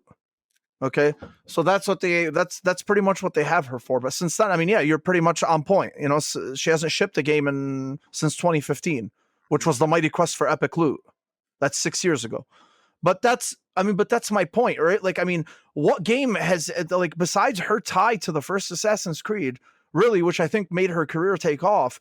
Like, I can't sit there in good faith and say, like, hey, yeah, man, I get the experience, but dude, like, that's like when Matt Flynn, okay? That's like when Matt Flynn beat the fucking Lions, okay? When he was playing with the Packers, and then Seattle signs him for a fat contract, and he ends up being this really, really average quarterback, right? Who just went from one team to another. Yeah, sure, you got the experience, but you had your limelight, you know, and you haven't done anything since. But that's really my point. I'm not trying to be harsh. Like, I understand, right? I'm not a director. I'm not a producer. I don't know what these people do. I'm sure she's done great things. But my whole thing is, what was up with this entire hoopla about, you know, these armchair analysts who are just like, hey, Phil Spencer should hire her. Like, based on what? She's going to get a based- job regardless. You know, like, I mean, if Phil Spencer is going to hire her, you know, I would want Amy Hennig instead. I know Amy Hennig has a position now. She has a studio or whatever, but that's somebody who I feel like is more accomplished, you know, or at least who has actually had control of projects, you know, that are completely tied to her. You know, like, I mean, Uncharted 1, 2, and 3 are Amy Hennig's babies. Make no fucking mistake about it. Everyone knows that, right? So that's the thing. Like, I mean, I don't know, dude. I have no idea. I hope she ends up. She's not the one. She's not the creative mind behind this stuff in that position. You know, she's never been that person. She's the one that, you know, she basically. I mean, I'm assuming, as far as like an executive producer goes, I mean, that's the people that, you know, work on marketing, that work with, you know, putting everything where it needs to be. You know, putting everybody else in the right places, getting the right people behind the project, whatever that might be. I think, I mean, that's just I have very limited knowledge in that kind of stuff. So I'm assuming that's what kind of stuff she does. You know, like she found, you know, she'll go out and find the talent. She'll go out and, you know, and work with other people. I mean, so, but like from a creative standpoint, no, that's probably not her wheelhouse. She's not out there writing a story and doing something like Corey Barlog is, or Sure. You know, even I don't even know, like Shannon Studzel, even to, you know, that extent. So it's you know, I don't know, man. It's one of those things where I don't know if I saw anybody rallying for her to get picked up, but I'm sure there was. I have no doubt, because Twitter. But I think anybody that gets her, you know, she's obviously you don't go out and get these jobs because you suck at what you do. Of course, not from Google anyway. So I think somebody will benefit from her expertise, or she'll just quit because Google probably paid her a shitload of money and she can probably retire and not even have to worry about it. Yeah, you know? That's true too. Absolutely. No, it's not to shit on her career. I'm just saying, like, I don't know why you got to shit on her career though. Yeah, no, man, it's not that. Like, it's not really her. I wasn't shitting on her accomplishments. I'm just like, whoa. All these people, they're like, oh, Jade Raymond. I'm like, why? Like, someone explain this to me. Don't just tell me like, oh, she has a lot of experience. Okay, yeah, cool. But what was the last game she shipped? You know, like, I mean, what is the last game she shipped? And that was really my take on it. But I mean, whatever, man. I hope she ends up. I mean, she'll end up somewhere. She's gonna end up somewhere. You know, somebody's gonna need her for sure. Mike, where you at on this whole Stadia thing, man? Are you surprised? Honestly, no. I don't know too much about Stadia, really. I mean, and there's a reason for that. I just didn't really care for it. This Jade individual, though, the way y'all describe her and the way that y'all are talking about her really reminds me, dude, I swear, it's like in the movie business, whenever you got that one famous executive producer or some shit. Like, for example, Avi Arad or something. He was like some big producer on Blade, and then all of a sudden he became some big producer on every single superhero movies. And it's like, whenever you watch his interviews, you know, it's like, that's why y'all made certain decisions, and those decisions suck. You know what I mean? It's just like, you're only around because you know some people, because you were there that one time that one thing hit big, and then you're just kind of like word of mouth kind of thing. That's what like she sounds like. But then at the same time, it's like, yeah, you don't get into Google for being a complete fool. You know, sure. what I mean? Yeah, absolutely. But I do feel you, Mo, on that, where it's like, what is so great about it? Like, what is so great about her? You know what I mean? Like, I know that sounds like super shitty of me, but no, I feel your worse. sentiment. Yeah, I feel your sentiment. Much worse. For sure. I mean, she kind of created. I mean, you know, she did help with the. You know, I just took to her wiki. It looks like she helped create the Assassin's Creed, the first one, with you know, and by you know, it basically that whole series. So she was part of that whole thing. So I mean, that to me right there is like that's a pretty good, you know, keeps her head down on that thing. And I know you're not shitting on her. You know, so I know what you mean. Though? I know. Yeah, I know. She's probably got talent, is all I'm saying. She worked on the Ezio timeline, dude. That's my favorite fucking. It's the best. Yeah, that's just by far for me. You know, so yeah, okay, fine. I get. She's great. All right, fine. She's All right. good. Information is good. Yeah. All right. I get what you're saying though. I mean, like if you just go look at it from a pure like game release standpoint, there's nothing there, especially lately. And that's really how it is anymore. What have you done for me lately? You gotta.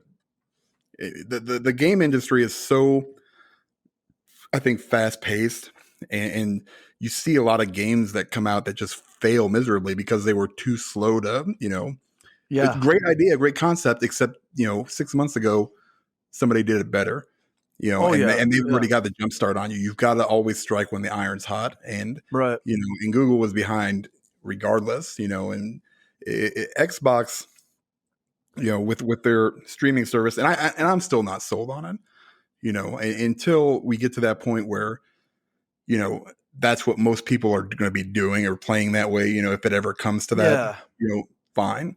But, it's a nice addition, to Game Pass Ultimate. It's a nice thing to have if you need it. But how often, then you got to ask yourself, well, what do am I ever really going to use it?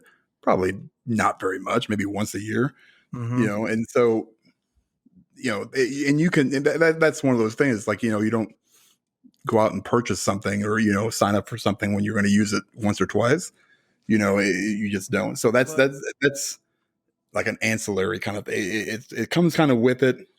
It's nice to have.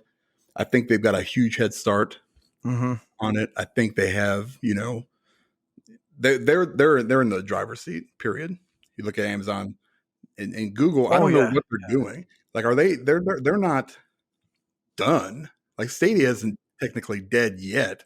No, it's still, they're basically going to look at it. Yeah, they're still keeping it around. Right, they're keeping it around. They just know that it's not going to be lucrative enough for them to make it a development platform. Yeah, like a development platform. Right. They just won't have the numbers. And that really ties into what you're saying, but with xCloud, because xCloud, definitely. Of the three main services that we are offered right now, xCloud is definitely the best, but you nailed it on the head, Dan. You said it's ancillary.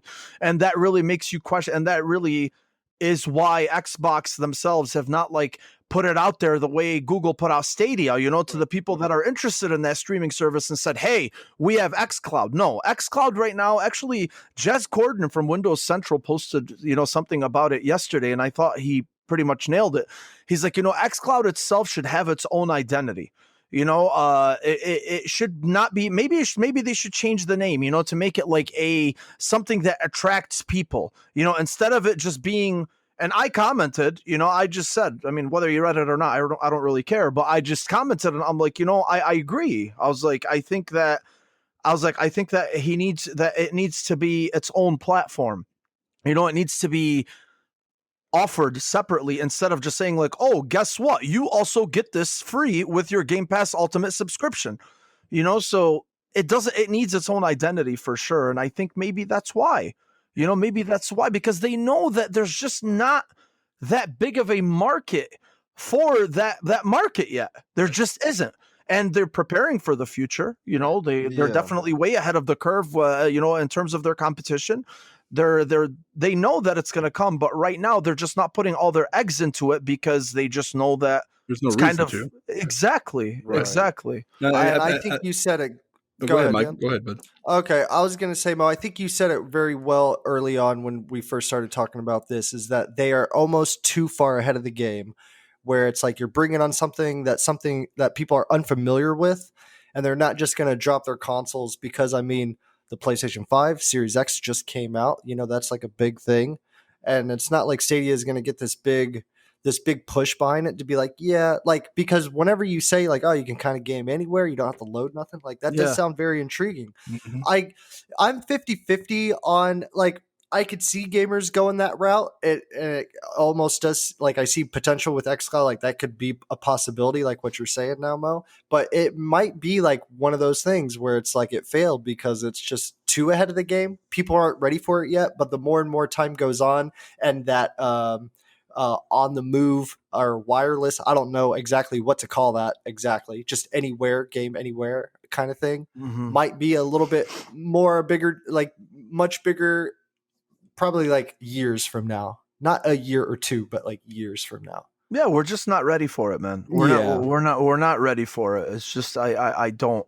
And that's the thing, you know, when you talk about it, you know, it's not to sound like you're being closed-minded. It's just it's the reality, you know, Right. when you keep looking at this excessive growth of people who keep buying consoles. You know, we were just mentioning earlier about Nintendo and especially Nintendo, you know, and Sony, and which we'll dive into later. They shipped 4.5 million PS5s as of January, right? Like, I mean, so that's incredible, man. That's only been what, 2.5 months. Like, it's just insane to me, you know. So it's people want that. People still want that. You're not seeing like these numbers about Stadia or Amazon or xCloud or whatever. Right. Like, it's just not there. Because It's I don't not think there. people know about it really. I mean, they haven't, like, I watch TV every once in a while, but people are watching less and less TV. I don't know if they put commercials on for it.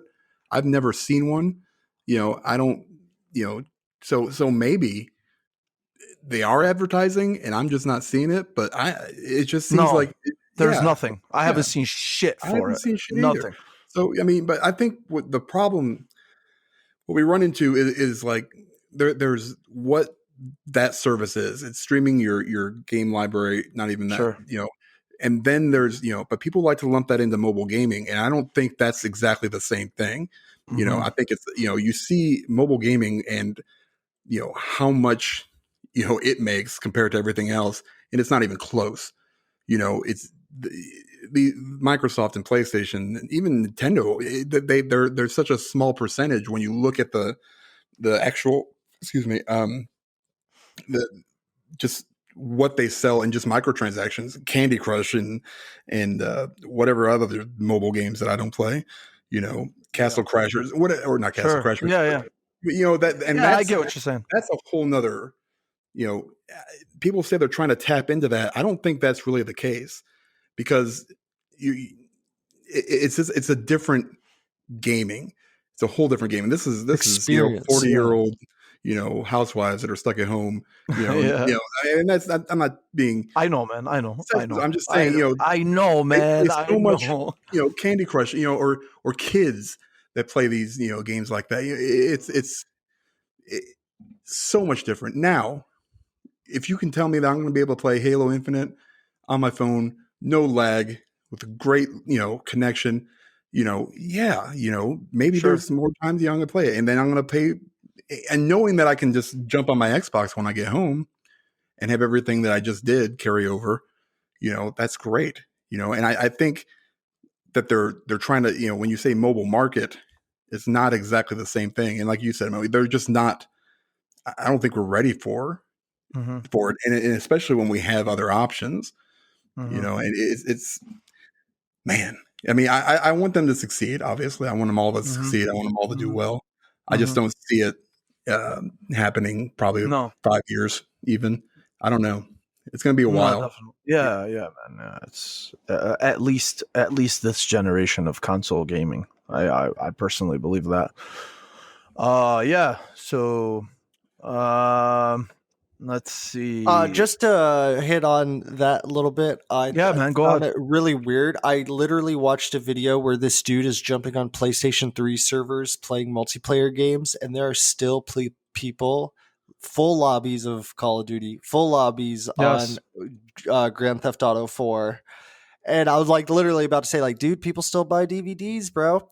That 720 stuff. Literally. Mhm. You know what I mean? So like we're not in cyberpunk yet. You know what I'm saying? Too bad. I really wish we were. I wish it was like that, to be quite honest, where it was where I could get home, touch one button on my phone, and that save data transfers over to my console that's on receiving information or whatnot.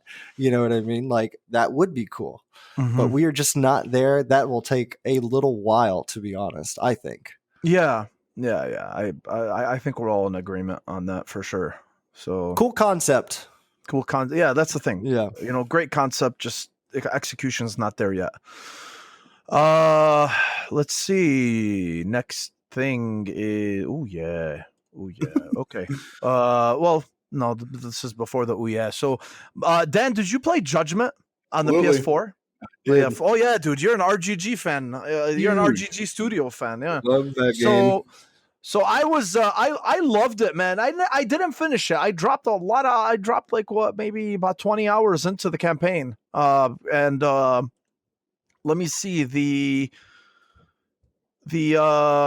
game itself is actually, this was another cool thing to see. Another previously PS5 or PlayStation exclusive, because of their previous relationship with RGG Studio, which now you're kind of seeing that shift to the Xbox side with RGG, with all of the Yakuza games now available on Game Pass, and then obviously Like a Dragon being available first on Xbox, and then Yakuza 6, which is the last one remaining. It's coming to the Xbox, I think, in June, which I'm pretty sure is when the exclusivity runs out with Sony for Yakuza 6. So anyway, yeah, man, they're bringing Judgement. If you never played Judgement, it's made by RGG Studio. It's Ryu Gagoto. I don't want to fucking fuck up the name, but pretty much they're the studio responsible for the Yakuza franchise. And the game is it's in the Yakuza universe, but it's a separate timeline with separate characters, and it has a lot of detective work in there, so it gives it a different flavor. And they announced that it's coming to the PS5 and the Series X. And this was huge. It's coming on April 23rd. Again, PS5 and Series X, obviously with improvements, the remastered visuals, and 60 frames per second, which is clutch. It's going to look amazing on those consoles, and it already was a good-looking game on the PS4 / PS4 Pro.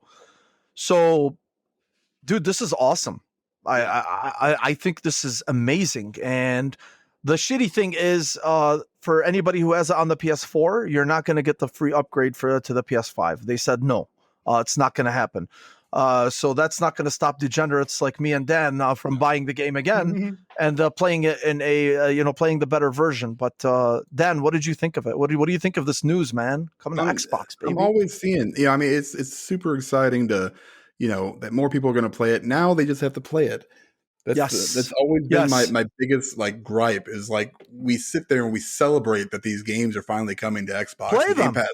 Yeah, and then I jump on and I play through it, and it's 1% of people made it to chapter 4, and have that achievement. I'm like, what? Come on, guys. I mean, you want this, then play it because it's a good game. It's a great series, and I feel more, it's not that, I give a shit what people play. It's more like, you're missing out on this opportunity. And plus you're sitting here using it for your stupid console wars. Yes. Stop it. Yes. Stop it. God, yes. It drives me nuts. So I hope a lot of people play this game because it is an amazing game. It was a nice break. When you played all this Yakuza, I mean, I think it still takes place in Kamurocho. So yes. It's the same city.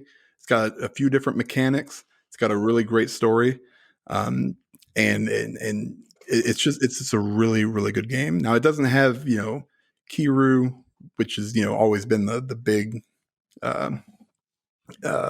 character in the games, but it's got Takeshi, I think his name was. He was amazing. Maybe it wasn't Takeshi. No, what the hell was his name? Oh shit, I forgot. Fuck. Damn it. Nope. Takayui? No. God damn it. Fudge. It was everybody called him Yagami or something like that. It was something like that. Yeah, Yagami. Yeah, Yagami. Yeah, I mean, I reviewed this for Season Gaming site back in the day. I can't remember what I gave it. It wasn't a 7. It was higher. So that's always a good sign. But now that you're getting it in 60 FPS, 4K, these games never pushed the graphical envelope ever. Any of the Yakuza games, that just wasn't their thing. Back, on the Pro, it only ran at 1080-30, when it was just on the PlayStation. So starting to see these games with Like a Dragon coming out and getting all these enhancements, awesome. These games, we actually talked about this with Ains because I was like, man, I wonder if they're going to bring Judgment. A couple months back, I wonder if they'll bring Judgment to the Xbox. I mean, there should be no reason they don't. Sega publishes them, so and same with 6. 6 is coming to the Xbox. I just don't think it's till next month or something. Or it's they already announced it. I thought maybe they didn't. Yakuza 6, but it's an amazing game. You should really play it. It's nice too because you don't have. It's a one-off story. You can play. You don't have to worry about like playing 0 through 6, and having all that background. It's its own thing, and it's not super long, but it's got the same kind of beat 'em up mechanics as Yakuza did, the original series. Yes. But with a few new things here and there, and the story's great. That was my favorite part of the whole thing, and they do a really good job with those kind of Yakuza.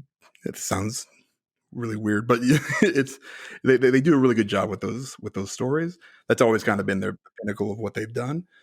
So and I'm super excited. I'm definitely getting this again, 100%. I'm excited, man. This is great. And I agree with you 100% about it.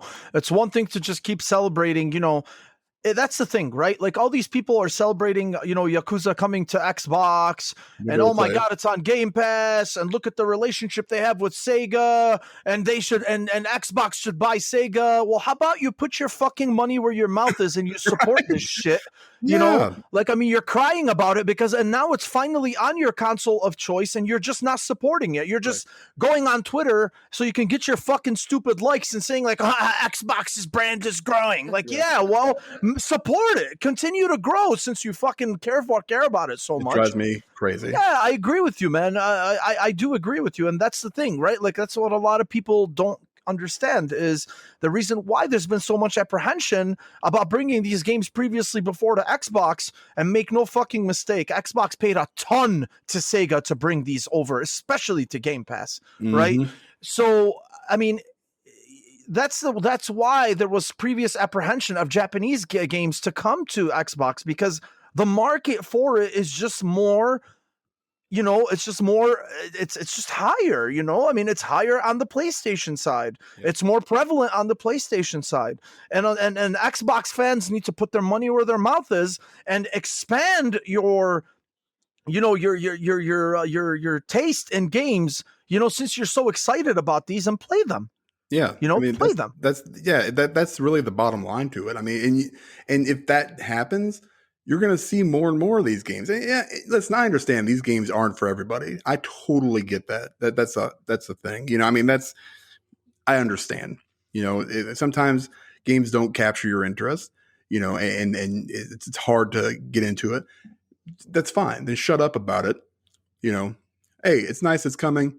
I'm probably not going to play it. Cool. All right. No problem. Don't sit there and be like, look at this. And like all caps, Yakuza 6 is coming. You don't even care. You're not playing it. No, there is no reason to do that unless you're trying to promote your channel or be an asshole. And I just let you know, I hate you if that's something that you're doing. So no offense, but totally offense. I mean, I understand. Like I said, don't play the game if you don't want to. You don't have to like it. I mean, I'm not saying that, you're an idiot for not liking it, but what I am saying is you are an idiot for not liking it. Yeah, you're a total complete no. This, I mean, it's a very specific genre, but then you see games like, like JRPGs, like, you got that Balan Wonderworld coming out, in I don't know, next month or whenever. Look at Dragon Quest. Or Dragon Quest 11. Yeah. That's like 100-hour RP. That's a 100-hour JRPG. That's right there on Game Pass. Yeah. So support it. Play it. You wanted I it. literally just downloaded it yesterday. So I almost downloaded that the other day. I did. I was like, I'm playing this. This is going to be, what I'm playing between Hitman and stuff, because I've been wanting to play it for a while. I just never bought it. So I'm all in on Dragon Quest 11 because it's an awesome game. I'm sure, it seems like people like it. So, I mean, but that's the thing, like JRPGs, you don't see a lot of people supporting them. Now you did see a little bit with the new Yakuza, and people are like, oh man, this is really good. I'm like, yeah, because it's, they really get into they got a good story. People like the turn-based stuff better. I get it. Everybody's got their personal preference, but, I just hope they continue to go after these games. I hope they don't go look at the numbers and go, man, like 5 people play this game, or something. And then like, yeah, we're not going to waste our time. we're going to focus and invest in this. But with Microsoft, you can do both and not have to really worry about it. So I know we all say they got more money than God. They can do whatever they want to do. Eventually, stuff is going to catch up to you. I don't care how. Maybe it won't. I have no idea. But I just want to see people support these investments that they're making into their ecosystem. And that's the biggest thing for me, is because I want to see more of it. My worry is that this game comes to Xbox Series X and nobody plays it, and I hope that's true with MLB too. I want to see people buying it like crazy, and I want to see people playing it. And not it's not coming to Game Pass, right? There's no announcement for that, right? MLB, no. No, fuck no. Right? Hell no, yeah. Right. It might eventually, but maybe not, because it's a Sony published game, or Sony made game. So I don't know, but support these games, guys. Don't just talk about them and use them for your flame wars.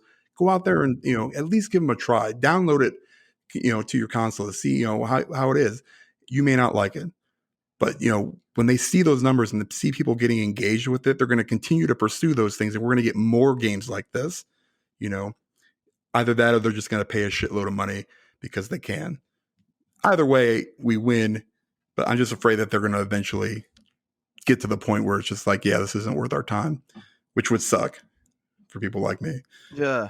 Maybe I'm being selfish. I don't care. No, you're not, man. It's the truth. Honestly, it is. Mike, I know you never played the Yakuza games. I know you never played Judgment, but you should, man.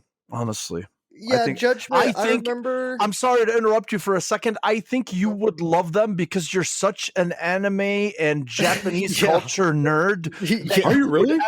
Oh my god! Yeah, bro. Oh, he's huge on that. I don't really flare that up too much, but no, it doesn't matter. Cheers. Fuck yeah, man! You Yeah. should, dude. You would love it because you understand that Japanese humor. You understand their sense of humor. The way they tell their stories.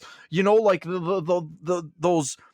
The storytelling aspect, those exaggerated responses. Yep. yeah, That is something that would be right up your alley. And I swear to God, I think you would absolutely love Yakuza. Oh, I know Alright, he would. I like this because Yakuza has been a series that I've always heard about Yakuza, but I never dove any deeper than the name. And I was like, I like that name. The cover looks cool through all the games. Judgment was actually the one that, when it was announced, I think a few years back, right? Mm-hmm. Yeah. Okay, right. It was announced, and I was like, Wait. what the hell is this? This looks awesome. It looks different. And then I found out that it was a Yakuza series, and I was like, okay, cool. I like whatever Judgment is. I like how that character looks, and I like what the trailer is given. And then I remember it was really around the time, I think Kiwami or Zero, I don't know if those are the same games or whatever, but I know one of them was free on PlayStation Plus, and I played it. I played the first 2 hours of it, but I know a new game came out recently, after that, and then I just dropped it. But I remember playing it, and I remember the dialogue pieces. You're walking through a city and stuff, and you beat some dudes up in the room, and I was like, okay, I could definitely get down with this. It's like a punch 'em, beat 'em up game, and it's what you explained. But I've just never. I never played them where I get a flow and I'm like, all right, I'm intrigued by these stories. So I haven't really touched that yet, but it was Judgment because I remember I'm not really feeling this I think it was Kiwami. I was like, I'm not really feeling that because I was super in at the time. Judgment was hitting my marks because I was super into detective shows and James Bond-esque spy type of vibe. I was feeling that really big at the time, and I was like, I want that. I want to play and feel like a detective or whatever. And then I just, I never got around to it. But all right, Mo, I've heard a lot of people say that I need to try this. Dude, so you should. I'm gonna give it a go. Since you And fired then up all on Game Pass, yeah, yes, exactly. yes, yeah. Where should I start? Zero. What? Oh, you're going to Zero? Yakuza? Yeah, you got to start at 0. Yeah, you got to start with 0. Yeah, it's like the that came out after 1 through 5 at least, or 6. So Yakuza 0 is just kind of like a prequel to the 1 through 6 series, the proper. Okay, but it gives you updated. Right. It's much more. Because once you get to the remasters, it starts getting a little bit rough because they're not, full blown like Kiwami and Kiwami 2, which is basically 1 and 2. They're the old games with like some spruced up graphics. So there's a huge difference Okay, in I quality. got you. So in fact, I always recommend people skip 3 completely and just go over to Wikipedia and look up what happened, because that game Yeah. was so bad. Like that was the one I struggled the most with, mostly because it was super boring. There were some good parts, but for the most part, I was just like, man, I wish I would have just looked this up, because damn. Yeah. But Kiwami is a good place because they introduce you to like the main character of the series, and also that ancillary character of the series, kind of as foil. But normally you play as just the one guy, but there's another guy there that's always in the background or part of the story. So, but it's a great game. And then Kiwami 1 and 2 for sure. After that, maybe it depends on how you're feeling. You could literally skip the remasters if you wanted to, kind of look up what happens in the story and then jump over to 6. But I mean, it's just harder to play, and that's what I guess I'm saying. Right, I got you. I got you. But Judgment by itself, amazing.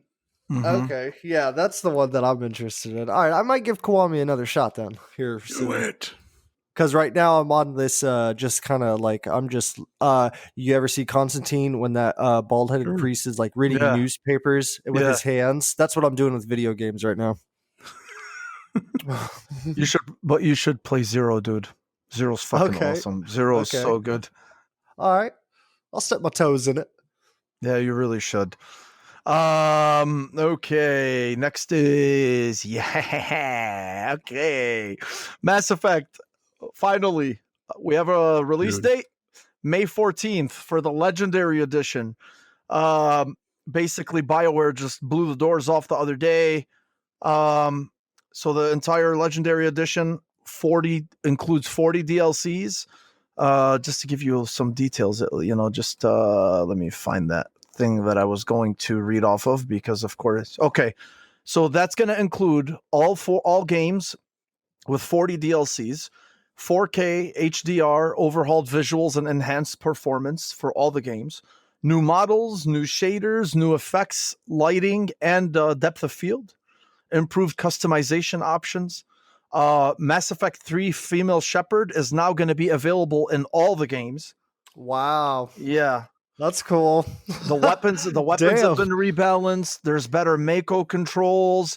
They've been putting out some videos. Apparently on the Series, there's not going to be a Series X and PS5 version, but if you play it, you're going to play the backwards compatible version. But if you play it on the Series X and PS5, you're going to get those 4K, I think 60 FPS improvements that you won't be able to get on the Xbox One X or the PS4 Pro, as far as I know.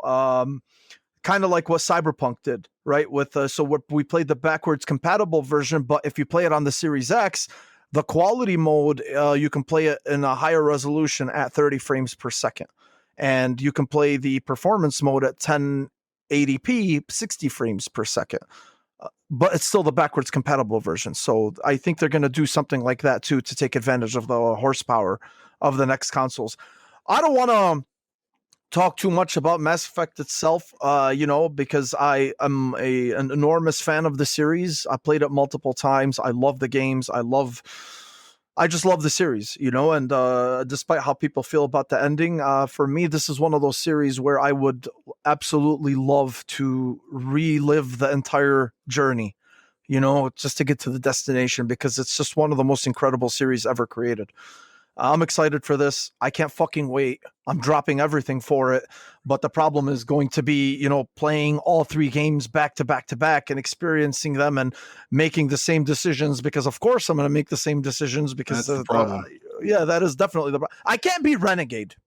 I can't do Renegade. It's so hard. The only thing I regret not doing is punching the reporter in the face, but outside of that, like, I just can't do Renegade. I have to be a Paragon, and, dude, I don't know, man. I'm just really excited. I love the fact that they took extra care, into this into the trilogy, in terms of just kind of giving it a really beautiful fresh coat of paint, you know, and then a lot of quality of life improvements that it needed specifically on the Mass Effect 1 side, which is where they put a lot of time and energy into, because Mass Effect 1 was really it was more of a true RPG than 2 and 3.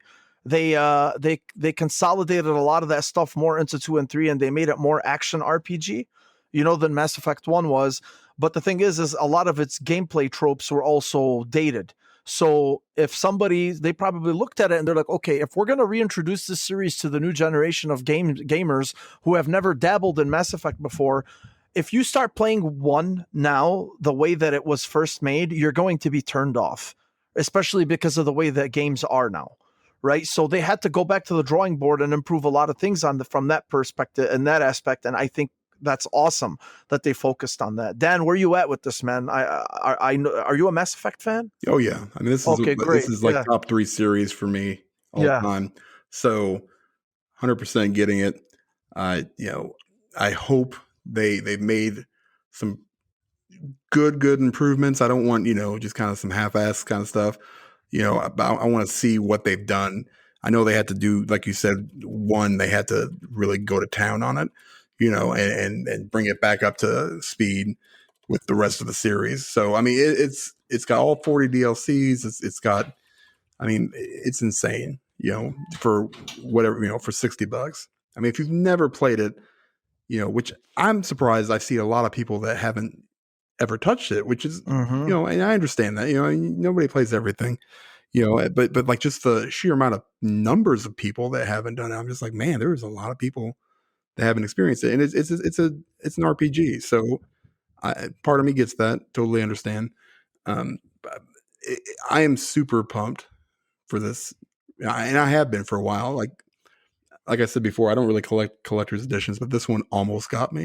I got it. And that I have no doubt. Like I was super close to getting it, but I backed out because I was just like, no, I'm going to keep my.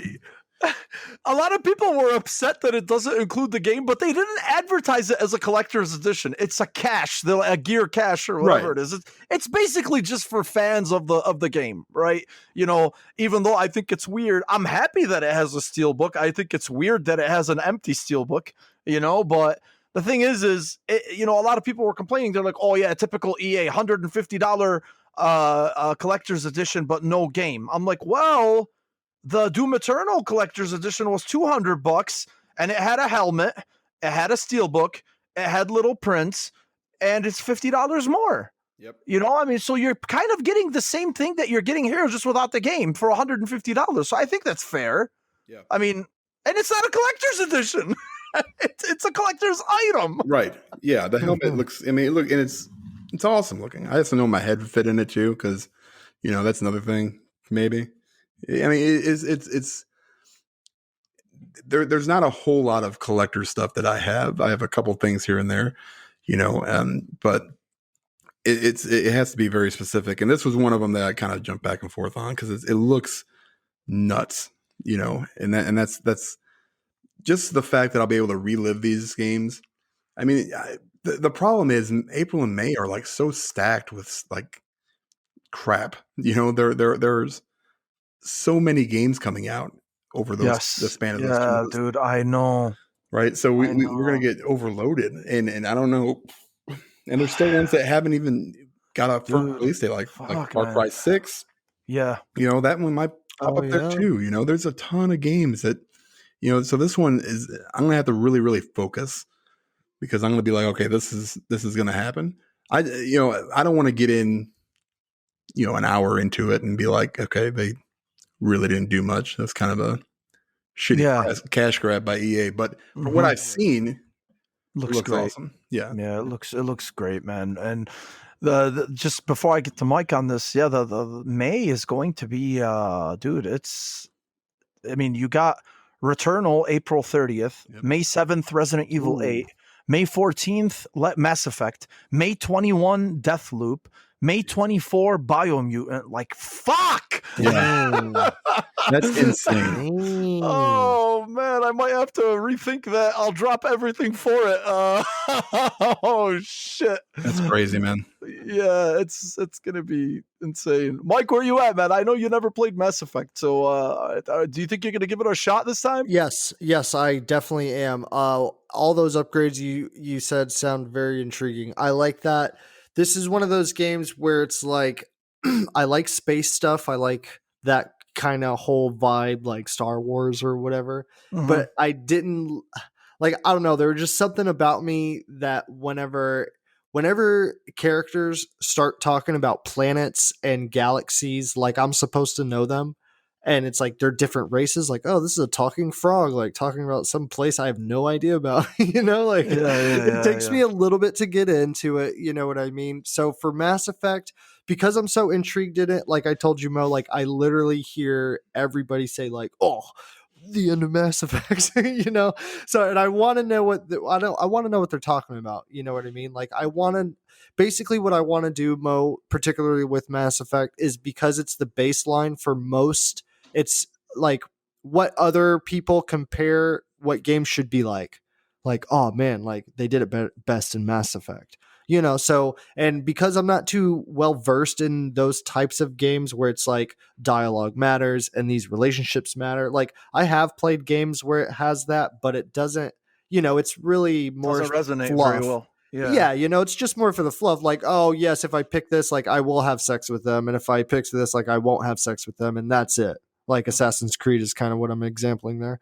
You know what I mean? But like, so I don't really know exactly what a good version of a video game that would be. And everybody says it's Mass Effect. So that's probably one of the like bigger reasons why I'm trying this game out. So it is like, I am kind of trying something that is different than my usual, but yes, I do want to try that out. And all those little updates like made me like, oh, okay. So it's not just going to be some kind of just, paint job or whatever. Like this is going to be somewhat legit. Mm-hmm. Oh no, it definitely will be. And the thing about Mass Effect is really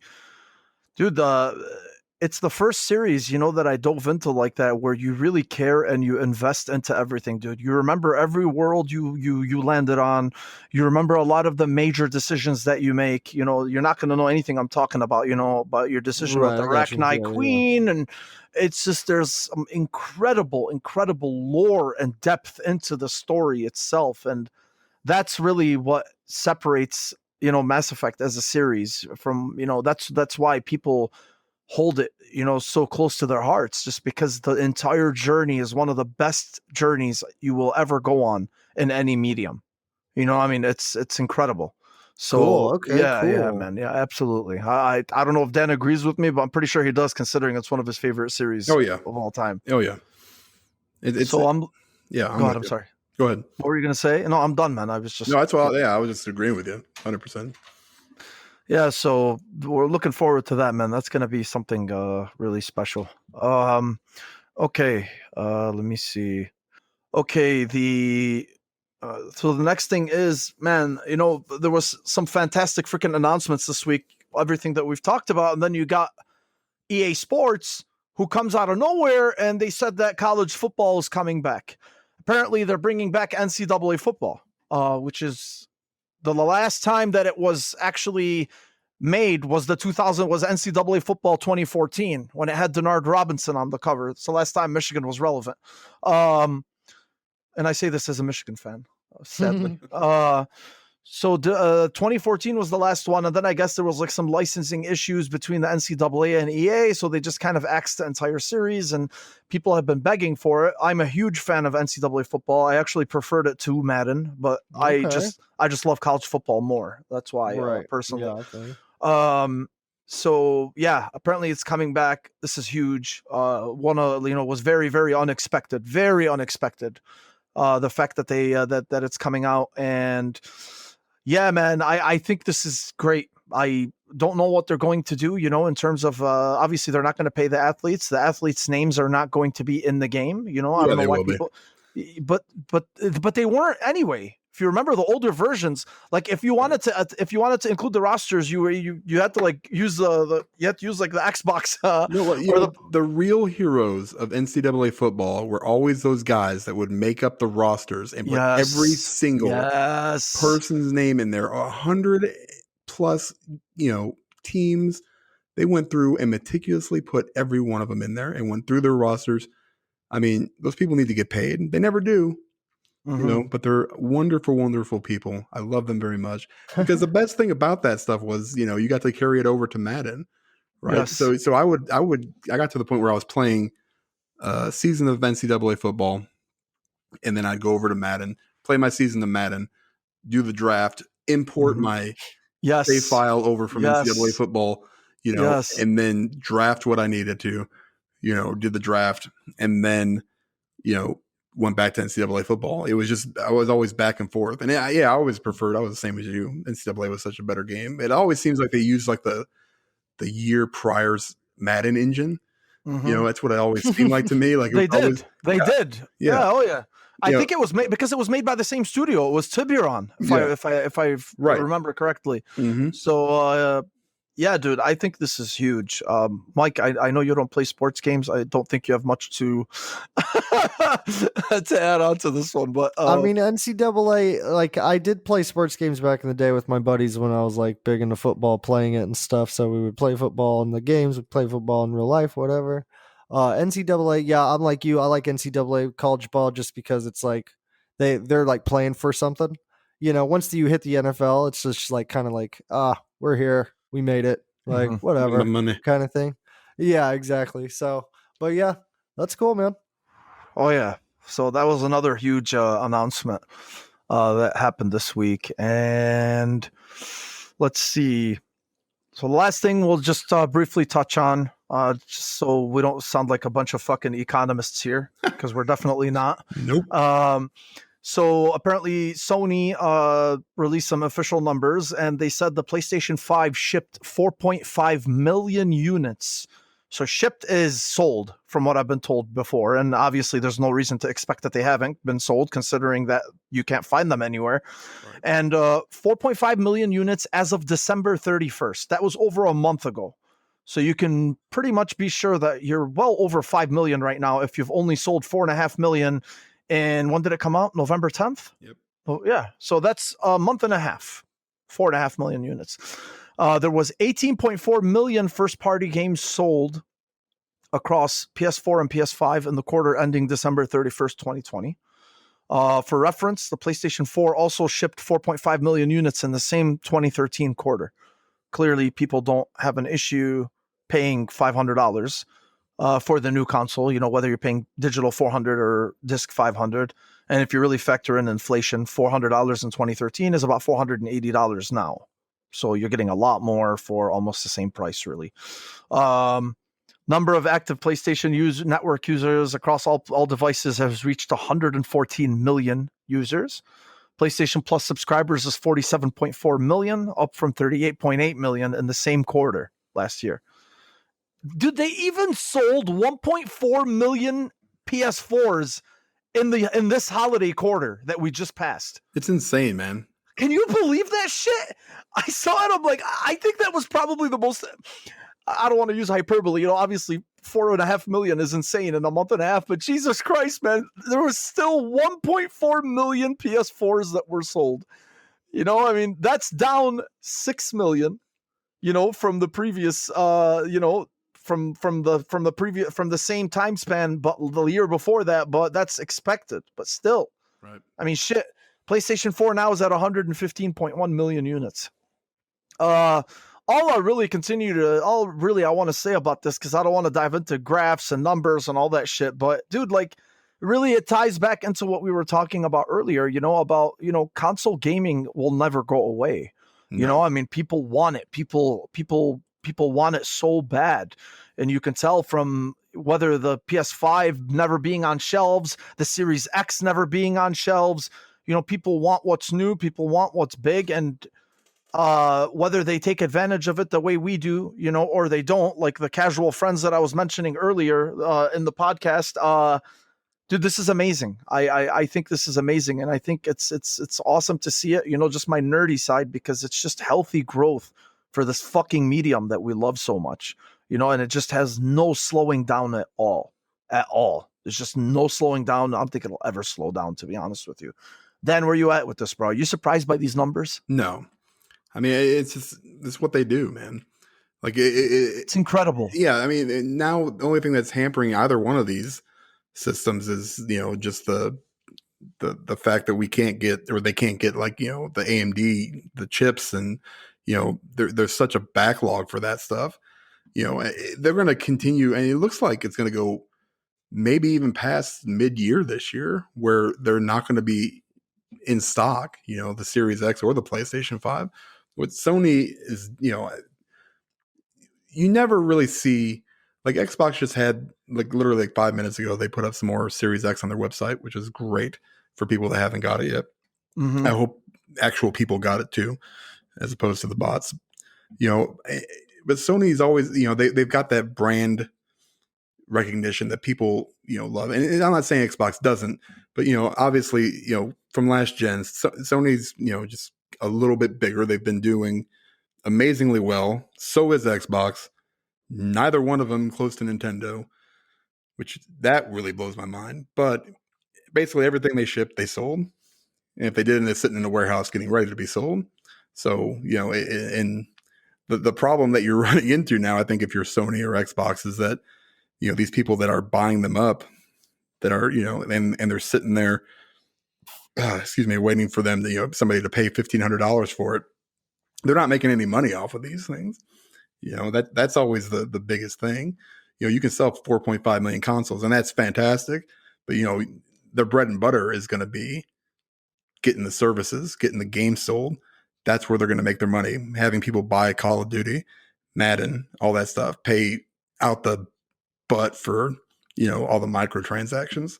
So, but at least these numbers are at least broken down a little better. So you can kind of understand a little bit better than like what Xbox does with like monthly active users. That's everywhere, right? That's jumping on Minecraft on PlayStation 4 or Nintendo or on your phone, so it's weird how they come out and they say these things. Like I'd like to see actual comparisons, not because I care, just because it's, kind of fun to look at for me. I mean, short of that, it's also one of the areas of the industry that just is so infuriating to me. Like it's not infuriating. I mean, it's the wrong word. Mm-hmm. It's just one of those areas where I'm just like, listen, I got my stuff, mm-hmm. I'm glad you're still selling stuff, because that means you're continuing to make stuff, so from a selfish point of view, I want them to continue to do well. I want Xbox to continue to do well. Nintendo, even if I didn't want them to do well, they're going to do well. So it's there's no slowing this train down. More gamers are coming into it. We're getting more people into the hobby. A lot of it's part of the, the pandemic, which I'm going to be interested to see, if it ever stops, which I don't know if it will or not, but if it ever comes to where, life kind of goes back to normal, a little bit more normal, how much is that going to affect, the industry as it is? We're going to see, these devs go back to work, maybe we'll get, mm-hmm. games on time, no more delays and stuff like that. For Sony, fantastic. I don't think anybody really expected otherwise. They're a great company, just like Microsoft. They continue to put out good products. I'm going to keep buying them. You're going to keep buying them. Everybody's going to keep buying them. And that's it. That's pretty much the bottom line. Yeah, absolutely, man. Oh yeah, Mike, where you at with this, bro? I know you're happy about this too. Yeah, I like this. I'm honestly not surprised, but then like when I think about it as like this, like, oh, it's such a good thing. I am like, I really never thought video games would be as big as they are today when it comes to streaming and YouTube, and like, I don't know, man, it's crazy. Down to like the guys, like I've known a few people who like just bought a PlayStation because their buddy bought a PlayStation because of the one game or whatever. You know what I mean? It's just like, man, that's a sale regardless. You know what I mean? But I don't know what 4.5 million people look like, but I can only imagine it's a lot, and the word is only going to spread, and more people are only, they have an Xbox and they are going to get a PlayStation, or, they don't have a PlayStation, or they have a PlayStation, they don't have an Xbox and they get an Xbox kind of thing, like there's always more people to, make these numbers go up, on top of kids and like just people having multiples of each, kind of thing. So it's like, I'm just very in awe at what gaming has become. And to the point even to where it's like, it makes news, man. Like these people are rock stars in a sense, these creators. And like, it's not like, the term like musical, rock star, but like these creators and these individuals like Cory Barlog, like he's like a famous person.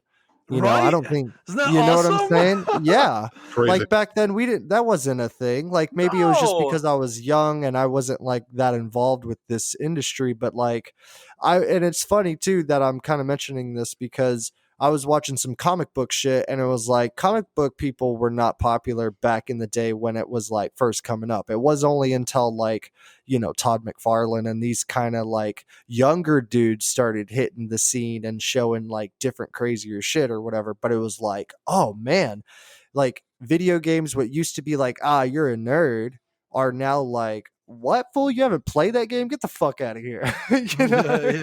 Now it's like a what, like you're not experienced enough to hang out with me or whatever, you understand what I'm saying? Like you're not on my level now. It's no longer like, oh, you play games too, cool bro, like it's like let's, it's so big, like followers in the hundreds of thousands, 500s of thousands almost, like, whoa. Granted, probably a lot of kid shit, like if I was a kid nowadays, I'd be like following all the weird people, all that crazy shit. And I wouldn't know any better. You know what I mean? But yeah, I can only expect these numbers for both sides to go up continuing the years. And whenever it gets better, and better games and better technology is coming out for these games, like it's literally not gonna stop, man. I would be surprised if it caps, and it's probably like if a meteor hits or some shit like that. You know what I mean? Yeah. But awesome, yeah, man, good stuff. Yes, it is awesome overall. Like the gaming industry in general. That's like, keep it real quick. Sometimes I get hung up on people like, damn, man, you want to be negative about this shit. You know what I mean? Like, holy shit, dude. Like, this is good stuff happening, man. This is good stuff happening. I don't know how, man. Both consoles, dude. I don't know why the negativity. That's just something I'll never fucking I guess understand. not so much negativity, just like the over exaggerated part of it. Yeah, those are those shit on fanboys, man. It's asinine. Everything they say is stupid and asinine. So it's ridiculous. Look at me. I say crazy stuff. Like, all right, I'll give you a like if you'd shut the hell up. Sometimes I wonder honestly if because we're so involved in this gaming community on Twitter, I wonder if like the movie community or the comic book community or whatever is just as bad and fucking and toxic. Do you think they are? Because I don't know, right? Because I don't dabble into that, but I can't imagine it not being this bad. It's a people thing, dude. Like, can you imagine like those DC and Marvel Comics forums? Oh.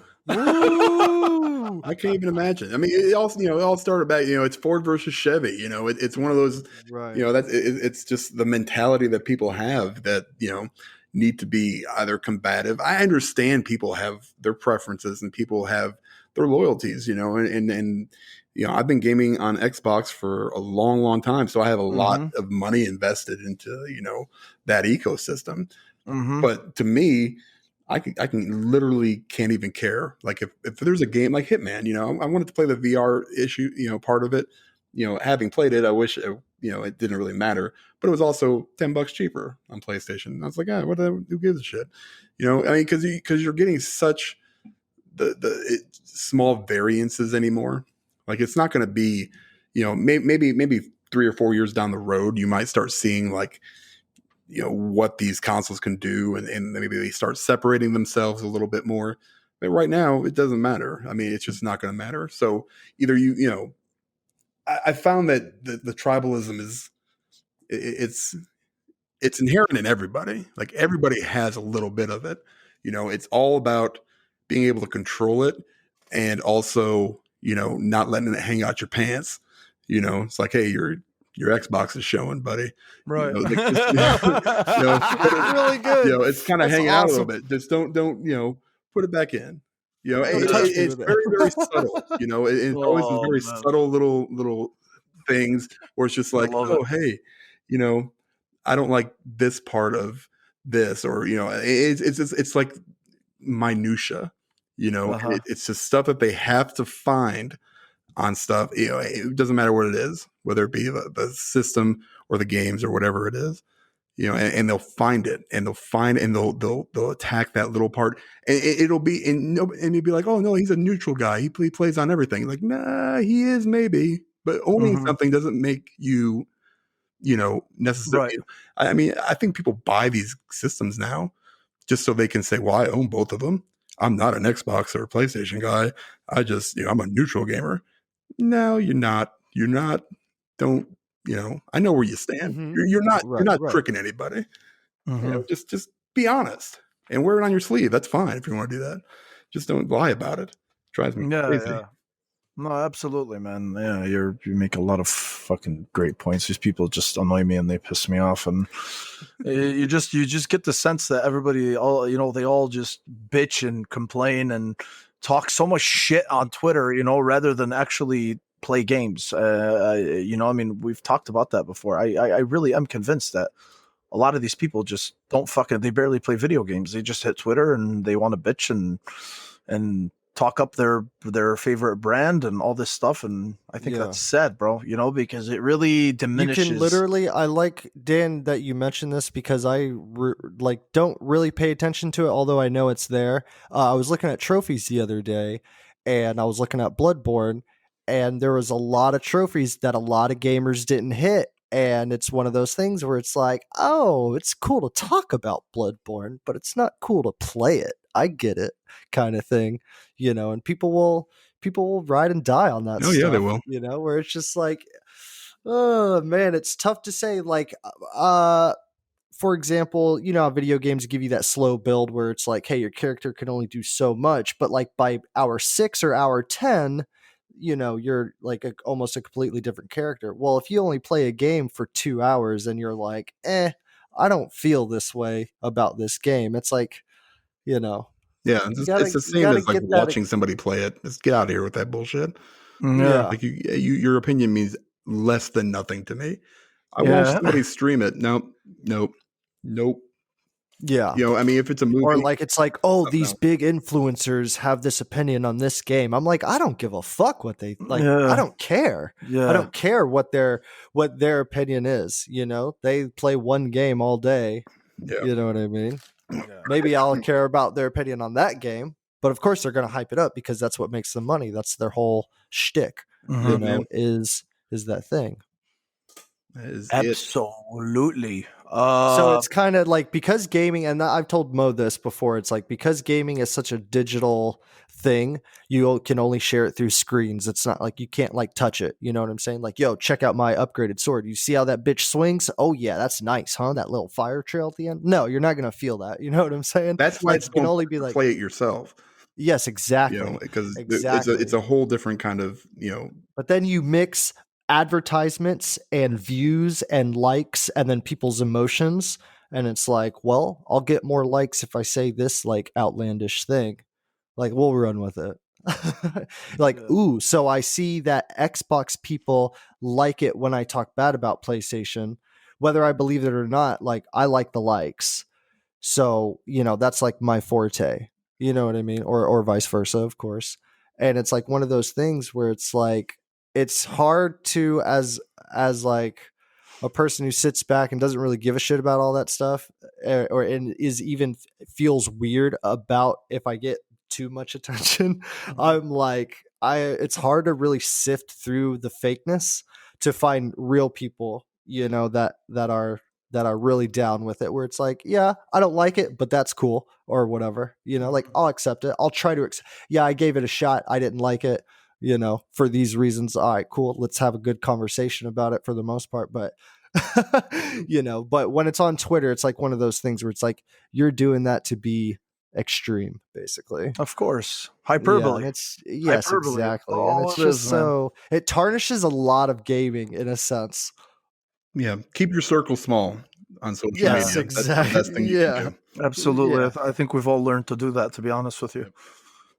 Like I've literally been seeing, I'm sorry, more and more lately, where it's like, bro, haven't you been to the internet? Clickbait on like a small scale is kind of acceptable. And I was like, oh my God, seeing this typed out is like making me feel terrible about myself. Because it's like, oh yeah, everybody's fucking stupid or everybody wants attention. Either way, it's like, eesh, okay, whatever. So every YouTube video is going to be like some insane combo, the world's best. You've never seen this before in your life. Eyeballs, whatever. It's just like, eesh, okay. It's literally basic information you can look on Wikipedia or whatever. You know what I mean? Or it's like, that's a simplistic combo that you're doing, but only people who haven't played that game are going to think, holy shit, look at what he's doing. It's like, that's all the game usually, you know what I mean? Yeah. But anyways, yeah. No, I got you, bro. I know. You guys both made good points. Dude, yeah, so that is all we got. Are we not running this, Mo? Holy shit, yeah, bro. I know.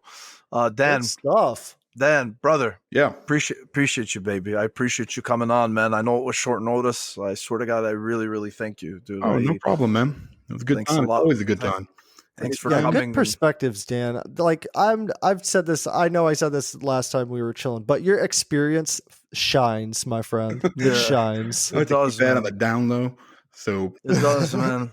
Absolutely. The experience and the sevens, and you got to work on that, bro. You got to work on that. We got to push that. We got to push that up a little bit, man. I agree with you on Valhalla. Yeah, 100%. Well, Hitman got a 9. I gave it a 9. Yeah, he did. Yeah, but Hitman's not. Yeah, Hitman's Hitman, bro. Hitman's good. Yeah, it's great. I'm sorry for any AC players. Yeah, it's a different stealth. I don't know if there was another game I gave a 7 to. I think there is. There's probably like Greedfall. I think maybe I did.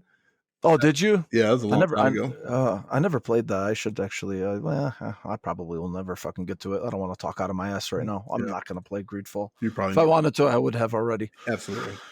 Dan, where can they find you, brother? What do you do? Where do you check out the Bitcast on Saturdays at you should. Noon Central, so it's 1 p.m. Eastern, and then I think this Saturday I'm going to be on with Nick from the Gaming Perspective, and Luke from EXP, and Joe from PlayStation podcast. Wow, you guys are going to have 5 people on the show? No, we're going to have 4. No, this isn't SG. This is okay. This is a Hitman 3 spoiler cast. Oh, that's not fair. Yeah, you gotta hurry up. There's no fucking way. That's impossible. It's already Thursday night. Somebody did a speed run through Hitman 3 in like maybe 10 minutes. So, yeah, you know damn well I ain't gonna do that. That's probably on like he's probably finished everything else, so it's probably like crazy.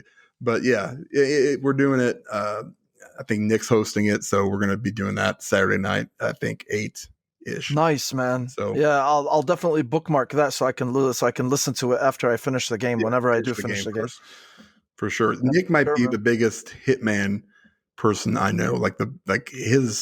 He's got some incredible stats and levels. I think he hit top 100 in one of his doing in the world. So nice. He's nuts. He's super good. So I'm super excited about that. I love talking about Hitman and stuff.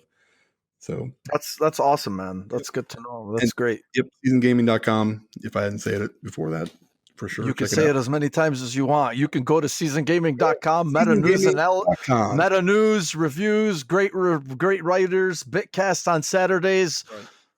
You guys should definitely check them out for sure. Mike, what do you got going on, man? Anything Nothing, you man. want to add? I am waiting on Elden Ring, so anytime No, they you're- want to make you're some in news trouble. on that, You keep waiting, Man. bud. I will keep waiting for that game. I'm not gonna lie. Lately, guys, there's something about these Dark Souls games and Bloodborne games that I just like. I think about all the time. I don't know why, but I'm sorry. I don't know. I've just been on that trip lately. You know what I'm saying? That dark fantasy trip. Hey, bro, whatever fucking works for you. That's Oh awesome. yeah, but yeah, that's it for me, man. Love it. Right. Love to hear. Well, yeah, I'm gonna play some golf tonight. Maybe you try that werewolf game. We'll see. Other than that, guys, thank you for listening. Thank you for your feedback. Thank you for your continued support. Appreciate you guys as always. We hope that you guys have a wonderful weekend, and we will definitely talk to you guys soon. So, for all of us here, I'm Mike. I'm Mike. For Me too. for Mike and for Dan and for me, we will definitely see you guys next time. Peace. Bye.